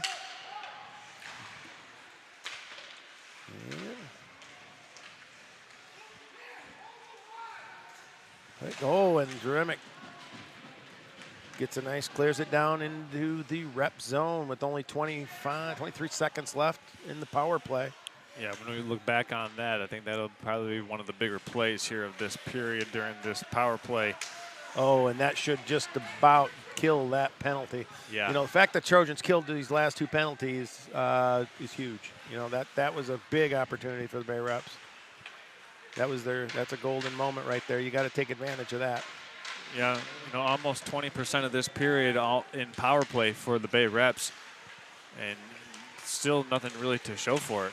Shot up over the little high shot over the net, over Knapp's head. Jacob Kraska shoots it back in. Jackson Soper is going to kick it back over to McKinney. McKinney up to Carter. Carter over to Graham Peters. Over to Fogman. Oh, just wide left. Looks like the net moves, and we're going to get stoppage of play. Net's off the little the pegs. Yes. Yeah, I would really say, you know, the Trojans have been kind of on their heels all period long with the two penalties, and the Reps have had it in Trojan zone, but nothing to show for it. I thought that the Trojans came out and played really aggressive to start this period. Obviously, the penalties and the physicality that you mentioned too has been shifted by the Reps. Fogman, and Tyler makes a glove save on the ground. Yeah, it's starting to get chippy. Right, and you would imagine that, you know, the longer that this game remains tied, I think the chippiness will continue to advance. But isn't that what we want to see? Absolutely. But, which team's going to keep their head when things start getting a little chippy? Shot. Pad stick save. Tyler kicks it over to his right. Volkman back in the corner. I mean, not only do we want to see a little bit of chippiness, but I think everybody here in the stands, good 250 people here want to see that. Yes. And I think they're ready for a goal, I think. I think a lot of them probably thought we'd get one on that or one of those 2 power plays, and we didn't see it there, but there should be offsides. Yeah, easily offsides. That puck came out of the zone, and I don't think that Bo Klassen saw that. I think he thought it still stayed onside, but just not quite. I think we got the first line coming in for the Trojans. Yeah, it's hard when when you're on back-to-back power play or being short that can really wear. Even when you're doing 4 rotations, I mean that's a lot of ice to cover for the 4s back-to-back. When you're doing 4 on 5. They kick it backhand by McManus. He tries to stuff it in there, off the side of the net. Nice play by one of the reps down there using his skate to try and divert that puck from outside in front of the goalie's line of sight. I think it was Ben Newman. Yeah, and you can see him just trying to spin around his skate just to clear that puck. Oh, and there goes Cole Herzberg. 2 on 2, 3 on 2. Oh, over to Luke Weaver. Oh, right in front.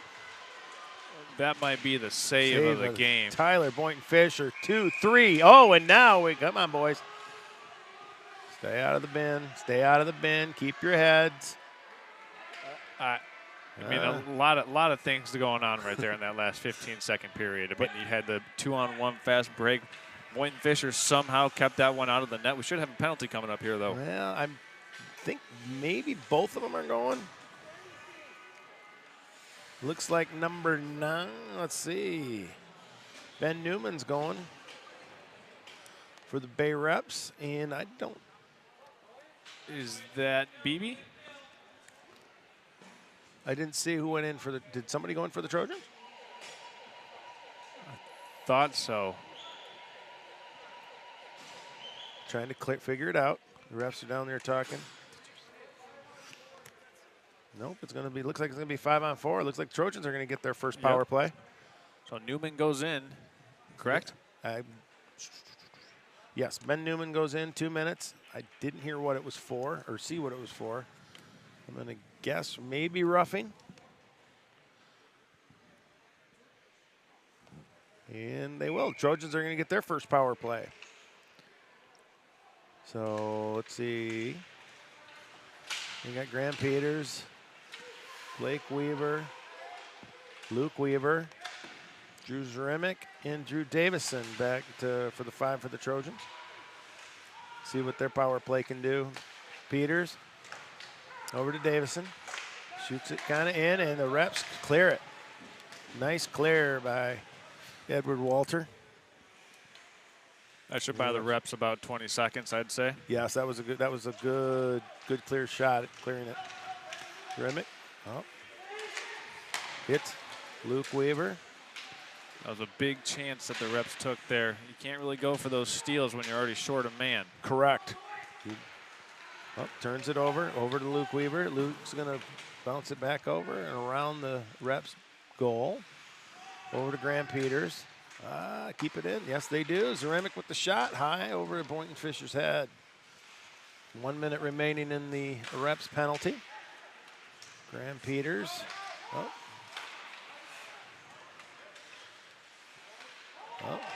Their Trojans are going to go to the bin. They're going to get a hold. Yeah, that should be a hold. That one was clear as day. It was clear.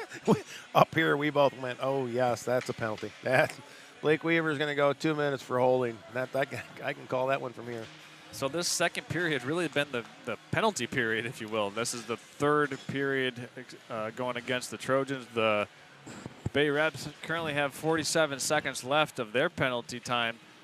But so far, 5 total penalties and 10 minutes of penalty time in this period after we didn't see a single one in the opening period. Yes, yeah, they're starting to play. They're starting to hit more. Like I said, as they get chippy, the Penalties are going to come. Yeah, just keep your head. Oh, that went wide right.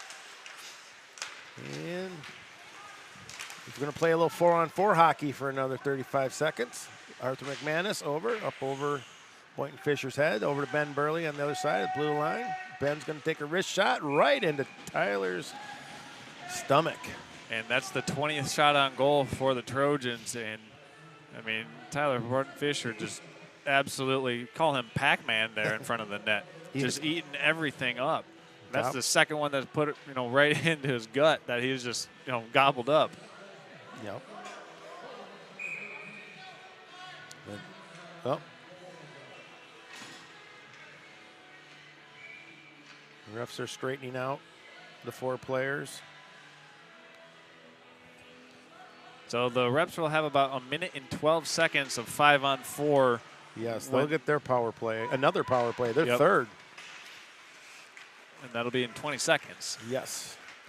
So if they can get it down here into the Trojan zone and keep it down there in the zone, when they get that power play back, that would be a good advantage for the reps. Yes, and they're actually, here Arthur switches it over to Beatty. Oh, and Beatty just couldn't get the pass off. Oh, nice try. But he kind of had Jake Dunphy on his back, so nice try. Wide shot left from Burley. Beatty swipes it back around, and we don't have one. And now the reps are going to be on penalty. And they're also on the long change, too, so the reps are to our right. So line changes, they can get caught in a bad switch.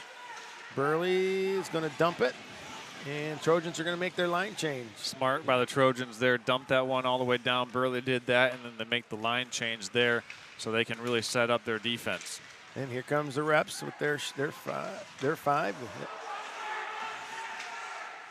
Mason, wrist shot, saved by Kyle. Kyle Knapp doing a nice job with the left hand there. Just kind of brought that one up, clean gloved it.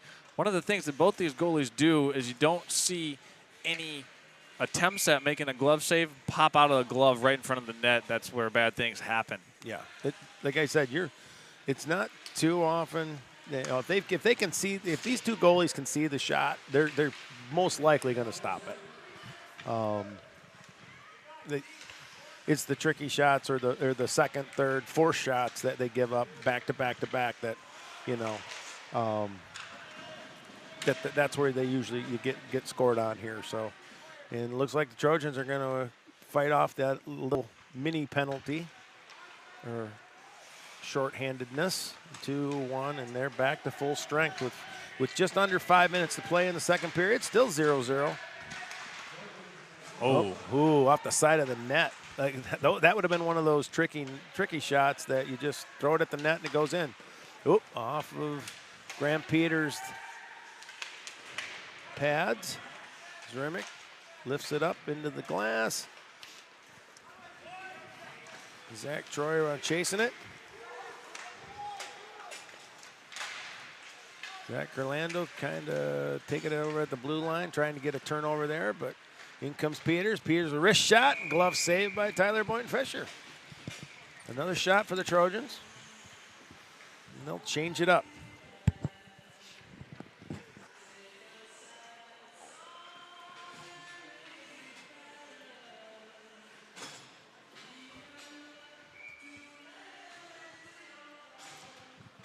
Let's see. Looks like Colton Davidson for the reps and Luke Weaver for the Trojans on the faceoff. Trojans will win the faceoff back behind the net. It's going to go. Got two reps back there. The Trojan. Oh, and the Trojans just scored. They just turned it over, and it looks like Luke Weaver just scored for the Trojans. Yeah, they just worked around the backside of the net. Weaver was in the right place at the right time. Maybe came off of a ricochet, just kind of scooped it in around the left side. Yep. I think it kind of lifted it up and kind of hit it off the back of Tyler Boynton Fisher's back of his pads and into the net. Those are those tricky goals. I mean, that's. And as I said earlier, the Trojans had so many more shots on goal than the reps did. It was, just time before they got one. But want to talk about the adversity faced in this quarter, this period. The Trojans have had 3 different penalties against them and then put one in the net here. Although we're still waiting for an official.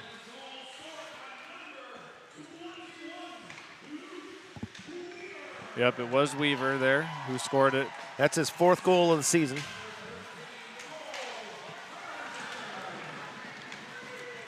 And now we got Cole Hersberg for the Trojans taking the puck down the left side. Turns, puts the brakes on. Quick shot by Burley. Nice stick save by Tyler. Trojans up. Now they kind of look like they got the momentum right now. Arthur with a blast just wide left a little bit. Oh, McManus is going to take it. Yeah, right now they're just peppering the net. Yeah. Reps got to clear the zone. Oh, and now it could be up 2-on-2. Reps take it over. Looks like Colton Davidson to keep it in. Yep, he kept it in. That was close. Burkholder for the Trojans. Going to pop it up against the thing. Up. And Reps keep it in into the Trojan zone. Kyle's going to stop it right behind the net. And that could be a big costly turnover. The Reps don't do anything with it, but getting that steal right around center ice, man. Yes.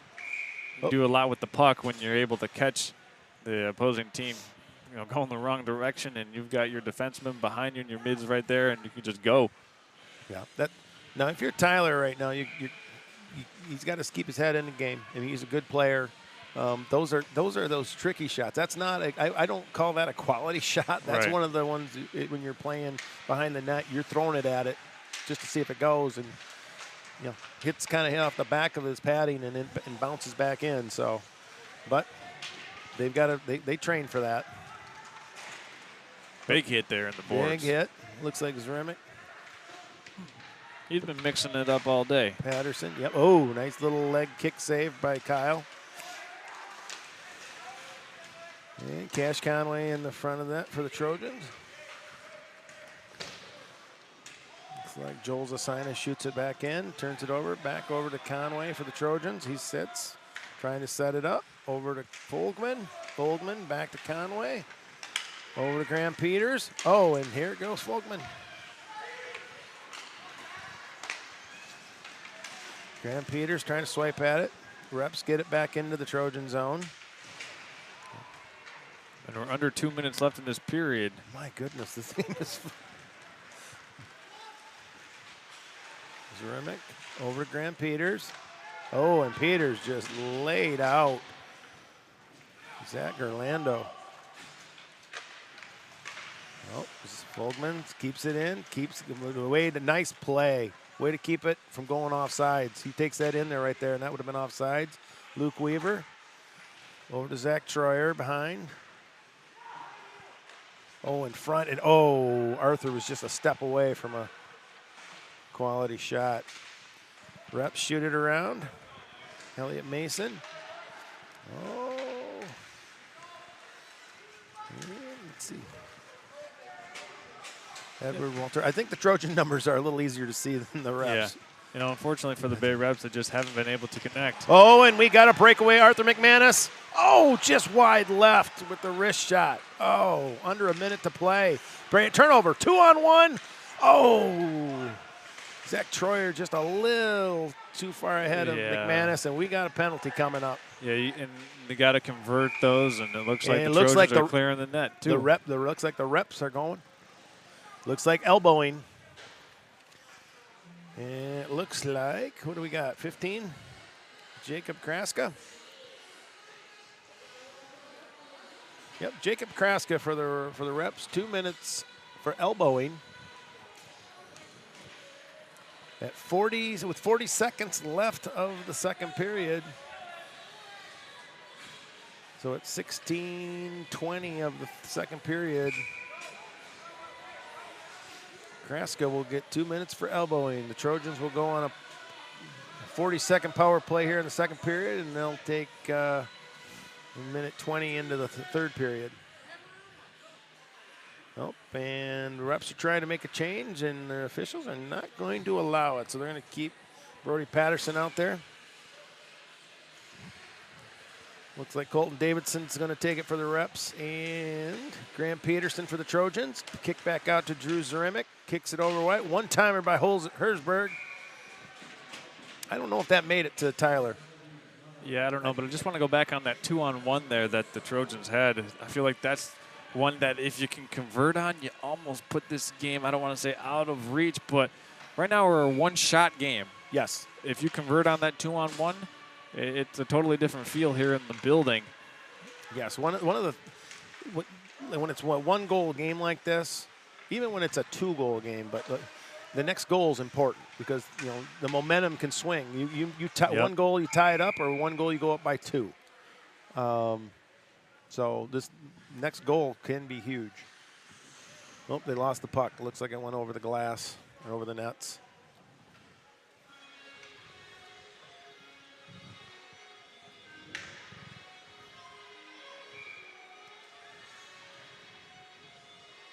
And let's see, Luke Weaver gets tossed off, and his brother will come in. Blake over to Zaremick. Oh, nice break up by the reps. Jake Dunphy was breaking that up. Oh, tries the one-time at Herzberg does. Both Weaver brothers are back in the back. Oh, and that's going to end the second period. Shots on goal for the total for the game. Trojans with 23 shots. They've got 1 goal out of that, and the Bay Reps have 11 shots with no goal. So 1-0 game. And not a big surprise to me that it's a 1-goal game with the goaltenders. So third period, go get something to drink and come back and get your snacks ready, because I think the third period is going to be a dogfight here. It's going to be a lot of action. So we're going to go ahead, step aside. Second period in the books. 23-11 shots on goal in favor of the Trojans. Charles Trail, Brad Ballantyne, and with the Next Level Broadcasting crew, we're going to step aside. When we come back, we're going to have the player introductions for each of these two teams here in between this second and third period. So don't go anywhere, folks. We got a lot coming up in store for you. Third period underway in roughly 15 minutes. We'll be back after this. Now's the time to fly from your Northern Michigan hometown Cherry Capital Airport, TVC. TVC Airport will get you to your dream destination anywhere in the world. Visit tvcairport.com now.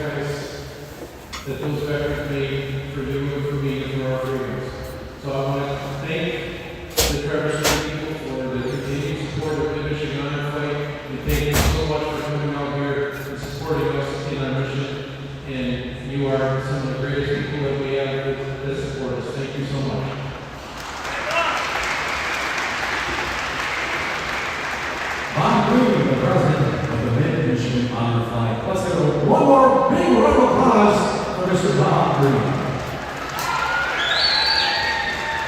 Well, ladies, this is a perfect opportunity for you to hop upstairs, get warmed up, and definitely check out those summer shoes.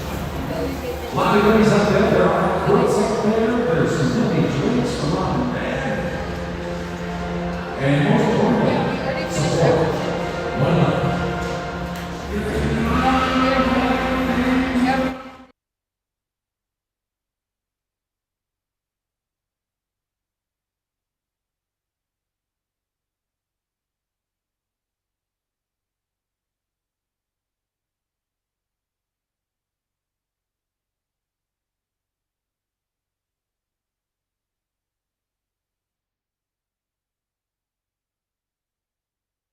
Now's the time to fly from your Northern Michigan hometown Cherry Capital Airport, TVC. TVC Airport will get you to your dream destination anywhere in the world. Visit tvcairport.com now.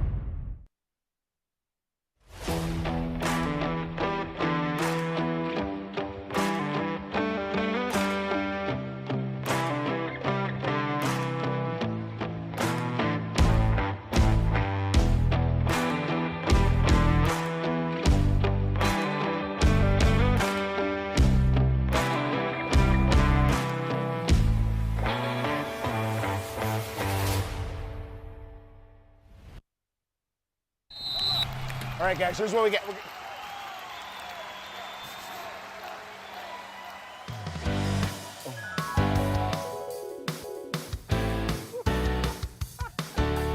BC Pizza, BC Pizza, hometown handmade gourmet. Coach, what do we do? We get BC Pizza. BC Pizza, BC Pizza. At American Liner Systems, they have three main goals in mind. They want to do the best possible job for their customers, ensure farm and industrial safety, and protect the environment all at the same time. No matter how big or small your job site or farm is, they have many eco-safe solutions like machinery catch basins, fuel and chemical storage, manure lagoons, fertilizer containment solutions, equipment maintenance pads, and so much more. To keep our freshwater clean and our forests green, visit AmericanLinerSystems.com 4200 for a free quote so you can protect tomorrow's environment today. Welcome to Culver Meadows, Traverse City's premier family-owned senior living community specializing in dementia care. Here at Culver Meadows, we cultivate the perfect environment for your loved ones by combining our setting, scenery, and social interaction of our residents. We at being an extension of your own family here at Culver Meadows. Call 231-633-9430.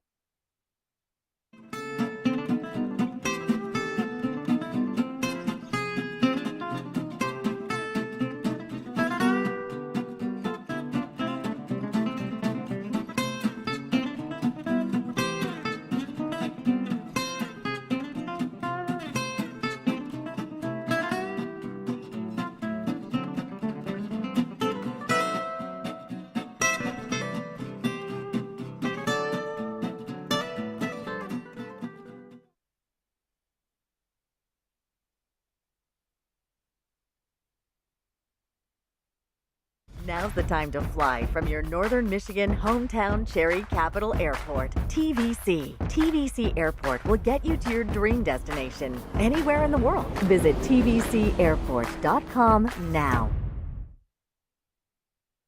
Sawyer Stone, Jr., goalie, St. Francis High School. Cody Patterson, Jr., forward, Frankfurt High School. Tyler Boynton Fisher, Jr., goalie, St. Francis High School. Jake Ingersoll, sophomore, forward, Kalkaska High School. Lewis Walter, senior, forward, St. Francis High School. Fairbank, senior, defense, St. Francis High School. Eddie Walter, junior, forward, St. Francis High School. Jacob Kraska, freshman, defense, St. Francis High School. Luke Schulte, freshman, forward, Elk Rapids High School. Joseph Sina, sophomore, defense, St. Francis High School. Bo Classens, sophomore, right wing, St. Francis High School. Elliot Mason, sophomore, defense, St. Francis. Colton Stewart Davidson, sophomore, center for the St. Francis High School. My name's Andrew Thomas, 11th grade, play right wing, and I go to St. Francis. My name's Jake Dunphy, a senior. I play center for St. Francis High School. My name is Bennett Frederick. I'm a freshman. I play forward, and I go to St. Francis High School. My name is Oliver Trammell, freshman, goes to Elk Rapids and plays center. I'm Michael Frederick. I'm a junior. I play forward and I go to St. Francis. My name's Ben Newman. I'm in 9th grade. I'm a defense, and I go to St. Francis High School.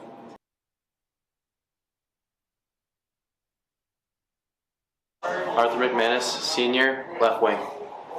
I'm Luke Weaver. I'm a senior. I play center. My name's Zach Troyer. I'm a senior and I'm a right winger. I'm Jiz Romek. I'm a senior, and I'm a defense. Cole Hersberg, senior, I play right wing. Kyle Knapp, I'm a senior, and I play goalie. Matthew McKinney. I'm a senior, and I play defense. Blake Weaver, sophomore. I play forward. Caleb Burkholder. I'm a junior and I play defense. I'm Graham Peters, I'm a junior, I play center. I'm Drew Davison. I'm a junior and I play forward. My name's Andrew Beatty, I'm a forward, and I'm a junior. Calvin Klusterman. I play defense and I'm a junior. Ben Burley. I'm a junior and I play defense. Hi, I'm Jackson Soper. I'm a sophomore and I play defense. I'm Caden Rodenroth. I'm a sophomore and I'm a center. I'm Luke Harvey, sophomore. I play defense. My name's Cash Conaway. I'm a sophomore. I play right D. I'm Jish Kimbrell. I'm a sophomore and I play goalie. Carter Humphrey, 10th grade. I play right wing. My name's Xander Fogman. I'm a freshman and I play left wing. My name's Grayson File. I'm a freshman and I play left wing.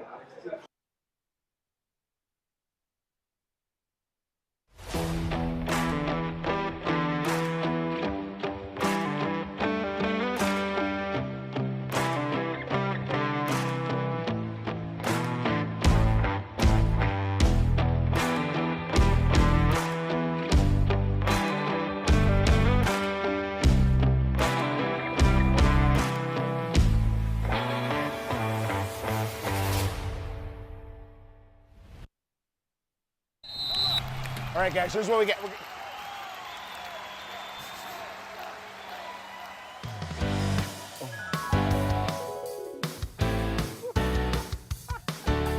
BC Pizza, BC Pizza, hometown handmade gourmet. Coach, what do we do? We get BC Pizza.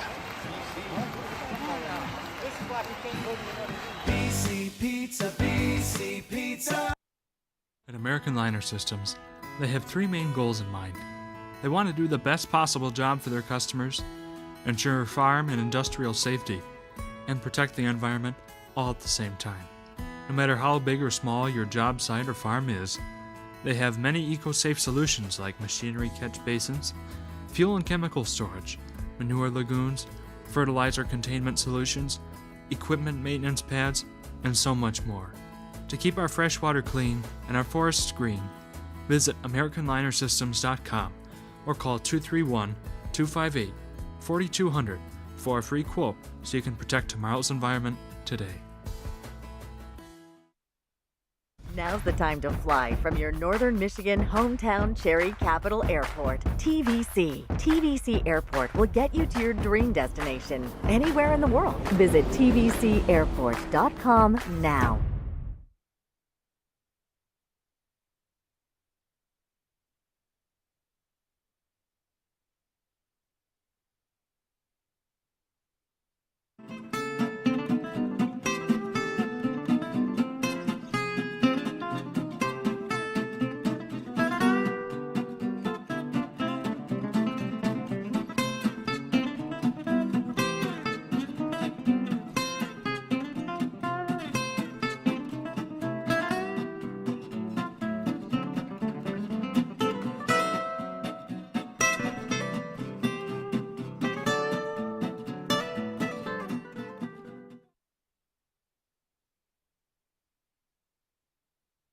Welcome to Culver Meadows, Traverse City's premier family-owned senior living community specializing in dementia care. Here at Culver Meadows, we cultivate the perfect environment for your loved ones by combining our setting, scenery, and social interaction of our residents. We pride ourselves at being an extension of your own family. Here.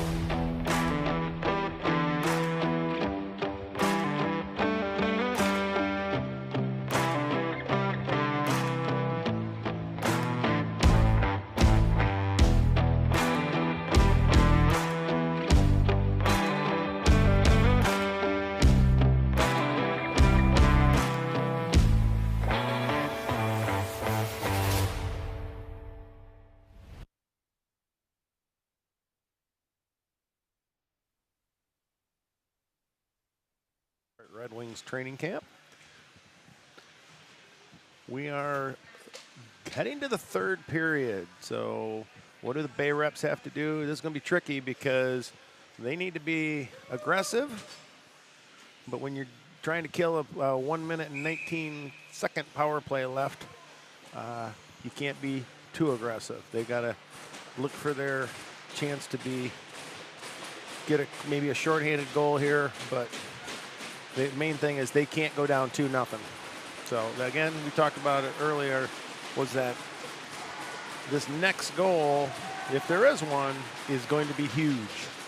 So, all righty, let's see, they're getting up there on the line. Let's see what we've got for the Reps. We got Edward Walter. Yeah, it looks like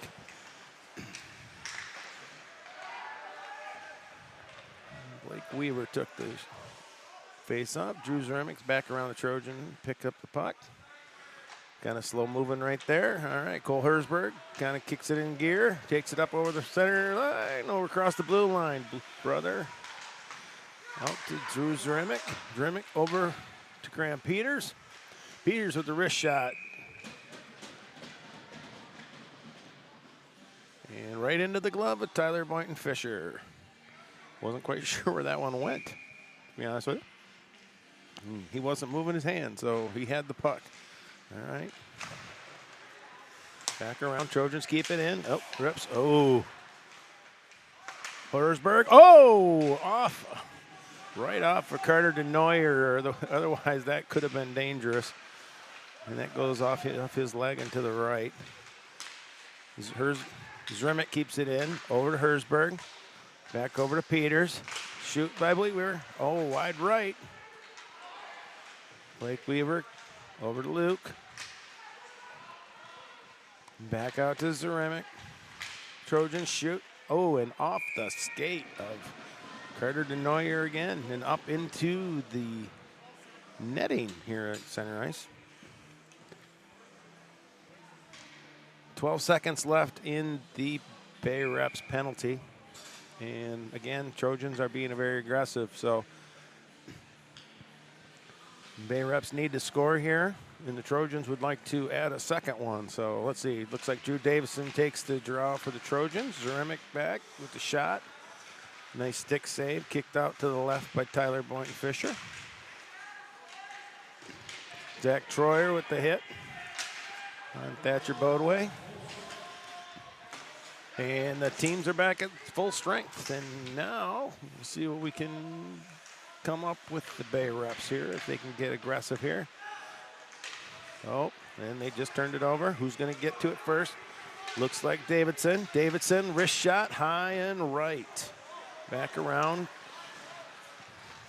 Up to Thatcher. Thatcher tries to clear through Trojan. Backhands, and Kyle makes the save right into his chest.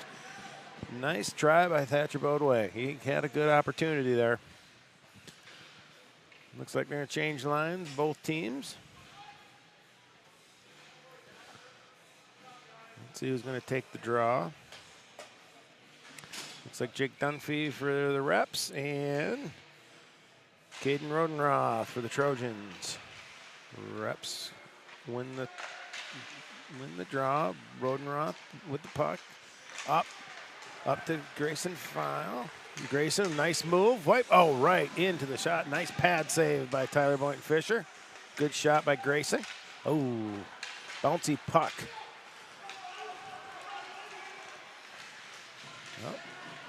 Klusterman putting Ingersoll into the boards. And the refs will chase it down, turn it over. Desina will shoot it up left side. Goes over the Jake Dunphy. Brody Patterson, they shoot it back down around Trojan, and then they will make the change. Trojans got the puck. Caden Rodenroth skates it back, gonna start up, set up a play. Oh, and they turn it over. Lewis Walter had the puck. Ben Newman, and another save by Kyle Knapp. 13th shot of the game for the Bay Reps. But still sitting with the goose egg. All right, Edward Walter for the Reps. And looks like Graham Peters on the faceoff. Trojans win it. Up, oh, just past Peters. And it goes Edward Walters on the left for the Reps. He's kind of get tied up. Put Blake Weaver. DeNoyer. Well, they keep it inside the Trojan zone. Burkholder takes it back. They're going to start it over. Zaremic, a defense. Oh, right up to Xander Fogelman. Fogelman, a shot wide right. Oh, nice try. Oh, and that almost caught Tyler off guard. Again from the backside corner. And it looks like the Carter DeNoyer's having a discussion with the ref. Yeah, both teams also going to make a change here with 13:27 in the final period. See, that was a big thing for the Reps to kill that penalty in the beginning of the third period. Now we should see some. If something's going to happen, I think it's going to happen next 5 minutes. Bodway tries to backhand it. Arthur McManus. Oh, and Trojans keep it up. Kind of the left of the goalie. Carter Neuer shoots it up. Over to Colton Davidson. Davidson up on the left side. Spins, turns, wrist shot right into Kyle. Kyle knocks it down, kicks it to his right. Ooh, nice defensive play by Matthew McKinney. Shooting that puck out of there.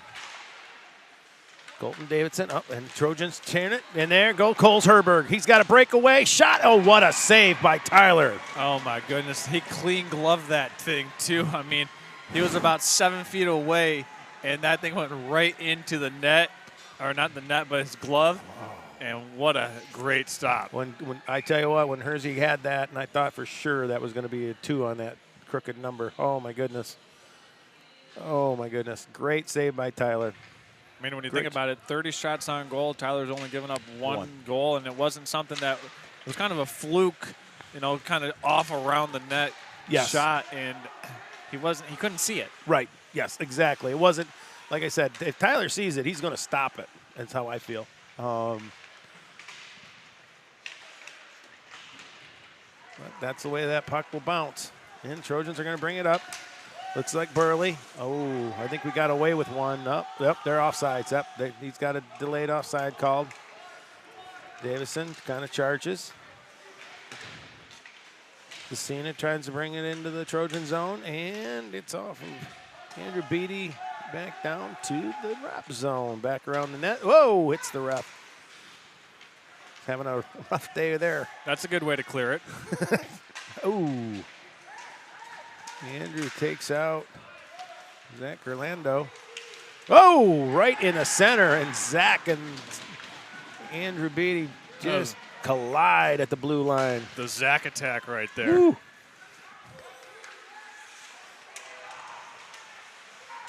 Another wraparound chance. Spun around by Graham Peters. And a great save by Tyler. Again, like we talked at the beginning of the game, before the game even started, we said that these goaltenders are not easy to score on. They're next level. Yes. So, and I will shout out a little to the West goalie because they know their West goalie is just as good. So, give it some Traverse City love there. Peters. Oh, again. There's Zaremick, sorry. That was Drew Zaremick with the shot. Yeah, just going for the big slap shot there. Got through a couple bodies in traffic. I feel like sometimes for a goaltender, those are the hard ones to anticipate getting through because you just got to watch it in. But sometimes your line of vision gets crossed by multiple players in front of you, and you get mixed up, and your reaction time is slowed, and then all of a sudden it gets deflected off somebody's stick and redirected right into the pipes, and then you're looking at a 2-0 game. I actually watched them practice some of that. I mean, one thing that I watch, watching the Trojans every morning, is like Coach Givens does a great job of like every day is different. Like it's not the same 1, 2, 3 practice every day. Every day, every week's different. They work on different specific things. As do the reps. I've been to quite a few of the reps practices, and they're both unique, and they work on. But I've actually seen them where they'll up. That's a penalty here. Yep. And I do believe that is going to be on number 8. That's going to go to Colton Davidson for the reps. 2 minutes for roughing at 11:05 of the third period. It's going to put the Trojans on the power play. This is not what you want to do when you're down 1-0. No. And with 11 minutes left in the period, I mean, on the power play, in your own zone, and it's a 2-minute penalty, so. You got to spend more time killing the penalty versus trying to score. I mean, yes, there are shorthanded goals out there, but, it's, Unless there's a great error made by the Trojans, I would imagine that the mindset here is just kill the penalty if you're the Bay Reps. Yes. Oh, they score! Herzberg, Fro, wow. Herzberg, 25. He was 10 feet over the blue line, and what a shot. Up over in I guess we'd call it 2-hole. Yep, 2-holed him over the left shoulder. That is his 7th goal of the season for Mr. Herzberg. Congratulations. They got it on the power play. Yep. I believe first one was full strength or even numbers. That was key number 3 with Bay Reps, was stay out of the sin bin, and that it hurt them. So now, with 2-0 lead, still got a lot of hockey to play, guys. So with 10:47 to go, now, again, this next goal. Because if you can cut it to 2-1, you can do it. So, and the Reps, that was nice just about a great opportunity right there. Up there. Oh, almost Zach had a chance Orlando on the ricochet. Oh. Fairbanks up. And a little offsides. And that it will be. And we'll get line changes.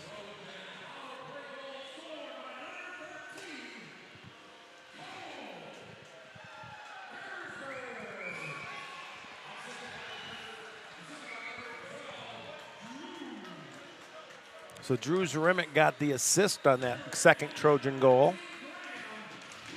And they still have the penalty up there. I don't know why they have that. They still have Bay Reps still have their 5 goals out there, or players out there. So I think they just forgot to take the penalty forgot down. to clear the penalty out there. Oh well. Oh, and Tyler. See, this is where it's starting to add up on Tyler right there. Right. Way too many. That was like 2-3 shots right in a row. When you're looking at a 35-14 shots on goal discrepancy between the Trojans and the Bay Reps, I don't know too many goaltenders that can keep 35 shots out of the net. One of the best. I didn't see the game, but I listened to it on the radio 15 years ago or so. It was Alpena and Cadillac, and Alpena won like 10-0. But Alpena put 75 shots on them. And I'm like, the goalie stopped 65 of their shots, man. So I tried to tell my wife, hey, that was a great job by the goalie. They gave up 10 goals. Nobody stopped 65. Right. All right, let's get back. Let's see. Graham Peters up. He gets pushed back to the Trojan zone. And we're going to – nope, they wave off the icing. Zaremick's going to pick up the puck and bring it up. Shoots it up over to Peters. Peters, Fogman. Ooh, that could have been a big shot right there at center court or center ice. They got nice avoidance. Hey, that's going to be a penalty. Yep. Oh, they did not call it. Really? No. That was a clear two-hander to the back. Wow. Reps got lucky on that one. Again. I guess, even though both teams have been physical, I think the Trojans may have been a little bit more strategic with their physicality here this afternoon. Yes. Yes. And they kind of started off the physicality with more time spent in the box. I mean, they, I believe, have more time spent in the sin bin so far in this game, but it just seems like their penalties have been. Oh, we're going to get a cross check.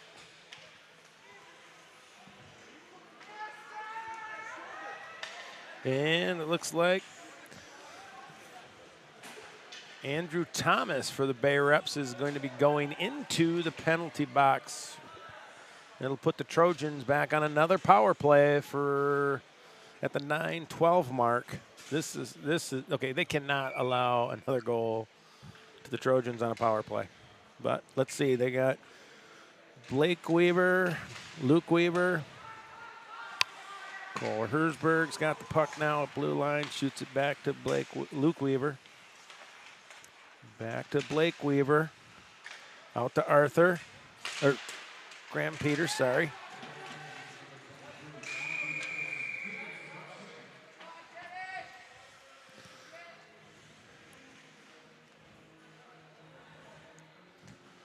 So they called Andrew Thomas for cross-checking for 2 minutes. Was official. Blake Weaver is going to take it for the Trojans, and who are we going to get for the Reps? Jake Dunphy will take it. Oh, take out. Trojans twist, turn. Luke tries to throw it at the net. Hersberg. Over to Zaremic. Peters. Oh, wide. Blake Weaver with a good wrist shot. Yeah, now they're just spending. For the Reps, it's way too much time to have the Trojans in the zone that much. And I talked about it even in the first period. Trojans spending a lot of time down in the Bay Rep zone. I mean, you can almost change your mailing address down to the Bay Rep zone right now for the Trojans. And, briefly there in the end of the first period, the Reps had kind of got their offense and defense on the same page. As we saw a deflection, but then it goes right back over into the hands of the Trojans. The Reps just haven't been able to string together, quality defense and offense at the same time. Oh, nice glove save by Tyler again. But there's always the, old reliable back there in net. Yep.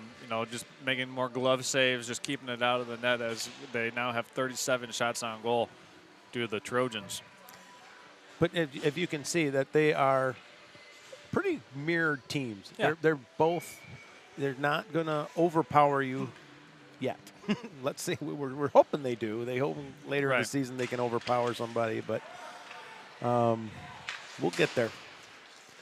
Oh, and it goes past Jackson. Let's see. It's going to go back. Ben Burley will chase it down, chase it back, and the Trojans reset with 50 seconds left in the power play. See if they can get another rush. You turned it over. Yeah, that was a tough place to turn it over. Oh, that's brutal. The Trojans catching a break on that one. Yes. Because Knapp was kind of pulled out of the net as well. Yes, and I think they, again, tried to get too good a shot. Oh, tries to backhand it in there. That was Colton Davidson. Tried to backhand it in for the Reps. Davidson and the Reps right now really starting to pick up the pressure. They had a couple good sequences there down in the Trojan zone. That was a great opportunity of being shorthanded. I mean, that's putting some work ahead of it. 14 seconds. Trojans one last little ditch. Zaremic's going to bring it in. Takes advantage, shoots it back out, and we can't keep it in. So that should kill the penalty. It does. Bay Reps go back at full strength. And we got just about 7 minutes left in this 11th annual Veterans Cup here at Center Ice. Oh, and here come the Reps. Got 3, and we're going to have Walter. Just missed that. Just missed that. Orlando coming up on the quick rush. 5. Wrist shot. Scores! Carter DeNoyer from center ice. Oh. Yeah, just inside the blue line. And it looks like Kyle Knapp may have just got a penalty. Yeah. He might be getting a penalty for that one. ditched the sticks right into the. Yeah, the big-time answer by DeMoyer coming back. And that was a really nice shot. I mean, maybe 2 yards in front of the blue line, and just ripped it. Yep. And I don't know if Kyle saw that, to be honest with you. There was quite a bit of traffic in front of the zone. A lot of bodies in front of him, and like I said earlier, for these goaltenders, it's really hard. Like you said, when they can see it, they're going to stop it. But when there's traffic in front of you and your peripheral vision's getting crossed and people are going across your face and in through your lines of sight, it's what makes it or it makes it hard. And I think that one went right into the 2-hole as well, which is where the most recent 2 goals have gone. Yes, and that's, and I'll be curious to ask Kyle later. What I don't know what he was upset about. If I didn't really see if reps had somebody in there. Yep, they're giving the penalty to Kyle. 2 minutes, probably for unsportsmanlike, as would be my guess. It looks like he threw one of somebody's stick. It wasn't his into the ice. Right in front of the official. And not sure who's serving the penalty. Did not see who went into the box. I'm sorry about that. But now you have a 2-1 game. The momentum seems to be in the Reps' favor. And now you've got the Reps with the 2-minute power play with 6:45 to play. Yeah, how often is it where you score a goal, then go on a power play, and then like right after you score that goal, the power play starts. So you got a lot of momentum. You got more players on the ice. What more would you rather have outside of the lead? Penalty is going to be served by number 17, Grayson File. He'll be sitting the 2 minutes out for Kyle's penalty, because you can't set your goalie out. Oh. Went for the big hitter there. Elliot Mason just ripped a slap shot up.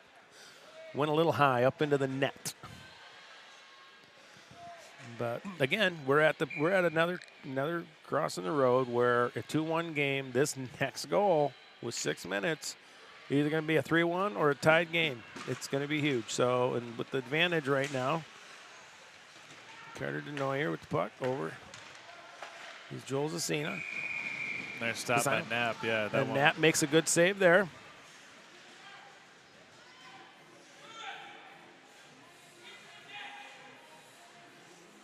And I'm sure later that Mr. Givens will be having a little talk with Kyle about let's not cause penalties for ourselves. But little minute 13 left in our penalty for the power play for the Reps. Elliot Mason with the puck. Shoots it over Edward Walter. Oh, nice. Back. Yeah, Walter was Edward looking like Walter.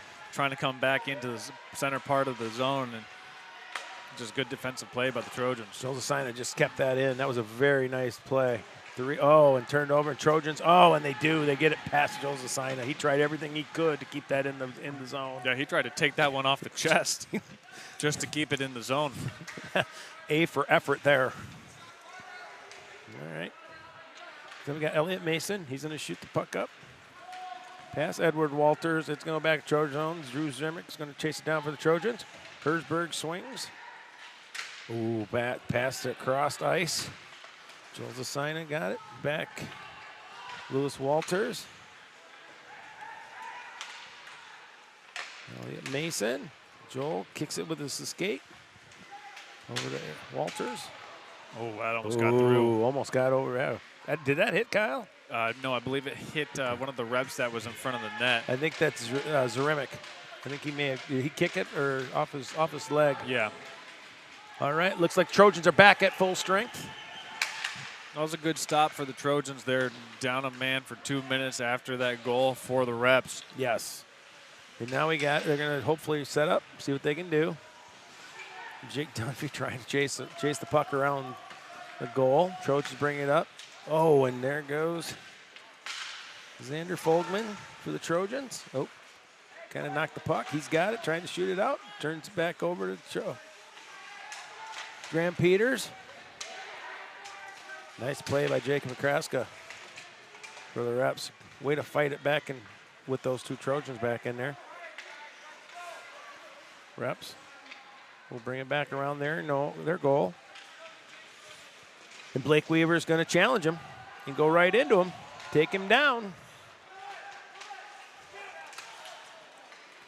And Claessens.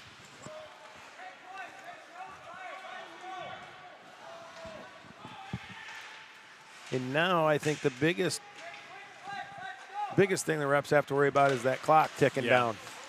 That clock, or maybe you can force another penalty. If you're able to force another penalty, you'd like your chances there, and you want to do that in the last 2 minutes of the game, because then if you go empty net, you would have a potential 6-on-4. Yep. Zremick with a wrist shot, wide right. Oh, nice stop by Klusterman. Takes it over to Zremick. Oh, nice kicked up to Hersberg. Hersberg backhands it. Ew, a nice little pad glove save. Kind of used them both. With just over 3 minutes left in the third period.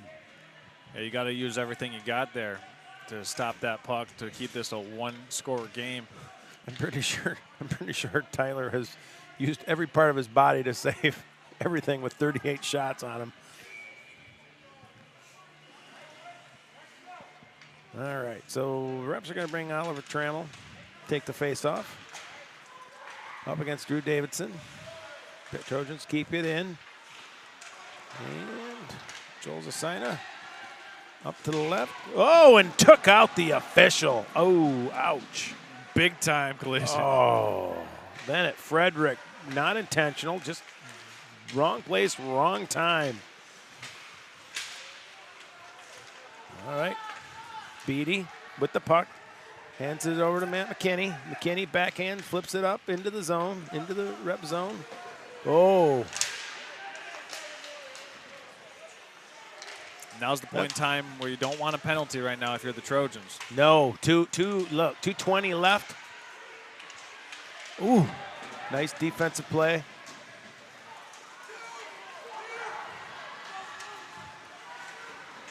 That was Elliot Mason with that great play. Like I said, a little harder to see the numbers on the reps jerseys, but trying our best. Centered it. Oh, Elliot Mason. Ooh. That was close. That was close. A little off to the right, back around, over to the left side. Elliot Mason. Back to Edward Walter. Trojans almost try to ice it. Oh, a lot of traffic in there, and that was left. That's one of those, if it hits a leg, could make a right turn. I think that's the kind that Knapp just cannot stand. Yeah, the ones where you can't anticipate the ricochet. That's the hardest one to stop. All right, under 1.5 to play. Oh, and Knapp. Oh, I tell you what, Knapp would think he was there, but that went off McKinney, and McKinney looks like he's hurt. He's kind of hunched over a little bit. He's still out there, still in center, and he's going to the ice. But that one clearly hit Matt. Yeah, McKinney took that one for the team. Whew. All right, with 1:10 left. And it looks like the reps are going to take their timeout. Each team is allowed one timeout per game, and the reps are going to take it. So, well, as the reps take the timeout, we just want to thank everybody for being a part of this presentation of hockey here on Next Level Broadcasting. Whether you're watching Northern Michigan, whether you're watching from somewhere warmer, whether you're watching from the British Virgin Islands, thanks for making us a part of your Saturday afternoon. Couldn't have done it without our proud sponsors this afternoon here from Traverse City Cherry Capital Airport and our friends at BC Pizza Pop Excavating in Culver Meadows. So while we have an opportunity to do so, this is the honor flight game that sends veterans to Washington, D.C., and we couldn't do that without the assistance of Traverse City Cherry Capital Airport. Traverse City Cherry Capital getting you to so many different nonstop destinations here in the United States. Actually just opened a new one up to Charlotte Douglas International Airport. I was on one of the first flights from TVC to Charlotte. And let me tell you what, you get anywhere where you want to go from Traverse City TVC. Also want to give a shout out to BC Pizza, delivering pizza all over Traverse City. And here today at Center Ice Arena, BC Pizza, a proud sponsor of high school athletics. All right. Charles Strail, Brad Ballantyne, intern Will Sherman here. John Strail on our camera, DeWard Knapp also on one of our other cameras here from Center Ice Arena. Brad, the reps just used their timeout. What do you think they might draw up here trying to get somebody a shot with 1 minute 10 seconds left to go. Well, it kind of looks like they're keeping Tyler on the bench. The face-off's going to be deep in the Trojan zone, so it's going to be 6-on-5, and they're going to make the mad push for this goal. So they need to tie this up in 1:10. Looks like we got Grant Peters for the Trojans. Edward Walter for the Reps. Oh, and Herzberg lifts it up and drops it into the zone, into the rep zone. Elliot Mason takes it up, brings it up center ice, brings it towards the center, back to the right. Fairbank keeps it in. Trojans have it. 45 seconds left in this Veterans Cup. Remember, this series was tied at 5. And the Reps have won the last 3. Yep, and we have an icing. Yeah, this could break the 3-game winning streak for the Reps.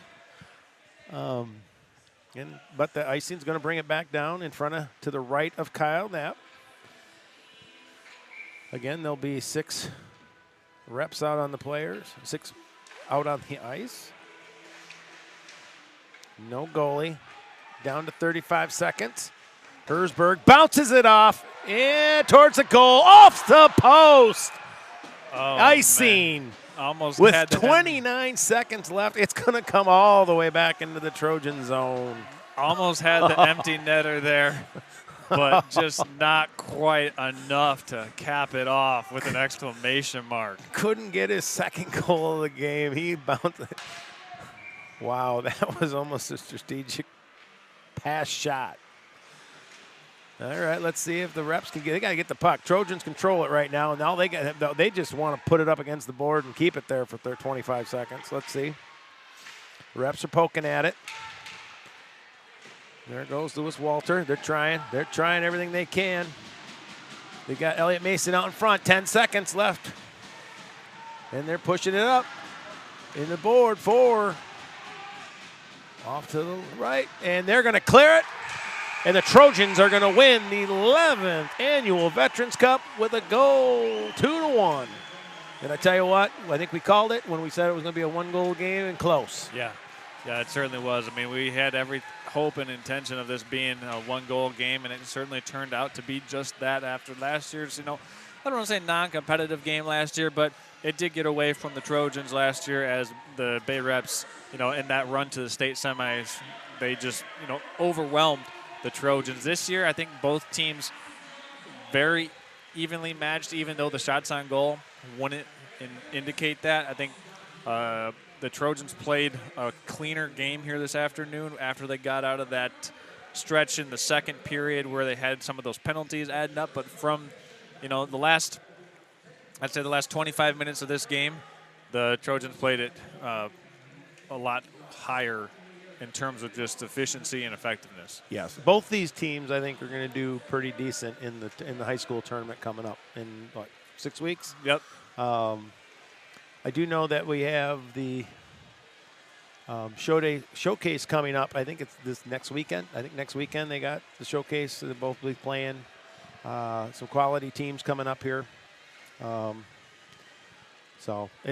They're all in good spirits. And like you said, last year's game was kind of over, I think, by the second period, where this one, went down even as the zeros till the last seconds. I mean, they spent that last minute 10 down in the Trojan zone, and they very easily could have thrown that puck into the net to tie it up. So good quality game, kind of exactly what I thought we were going to get from the Trojans and the Reps.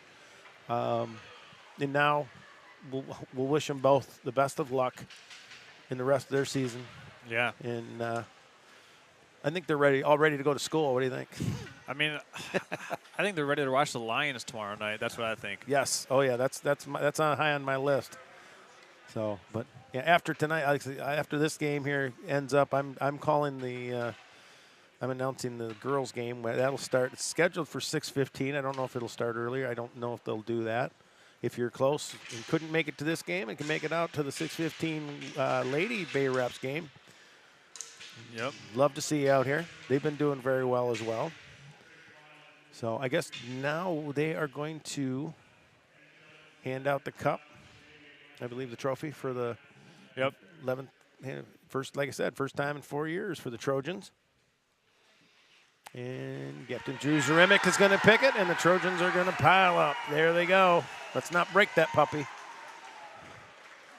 And so for the seniors on this year's Trojan team, this will be the first time that they've gone home with that championship hardware, as the Bay Reps have had a 3-year winning streak. Absolutely. Arthur McManus, Drew Zaremick, Cole Hersberg, Matthew McKinney, Zach Troyer, Luke Weber, and Kyle Knapp. Those seniors have worked hard, and like I said, it's been a while since the Trojans this year have been I think after their third game, they had a winning streak or a winning record. So this win puts them at 7-6. And so, like I said, maybe with the turn of the calendar, the Trojans can change their the way they're playing, and I'm sure the Reps will.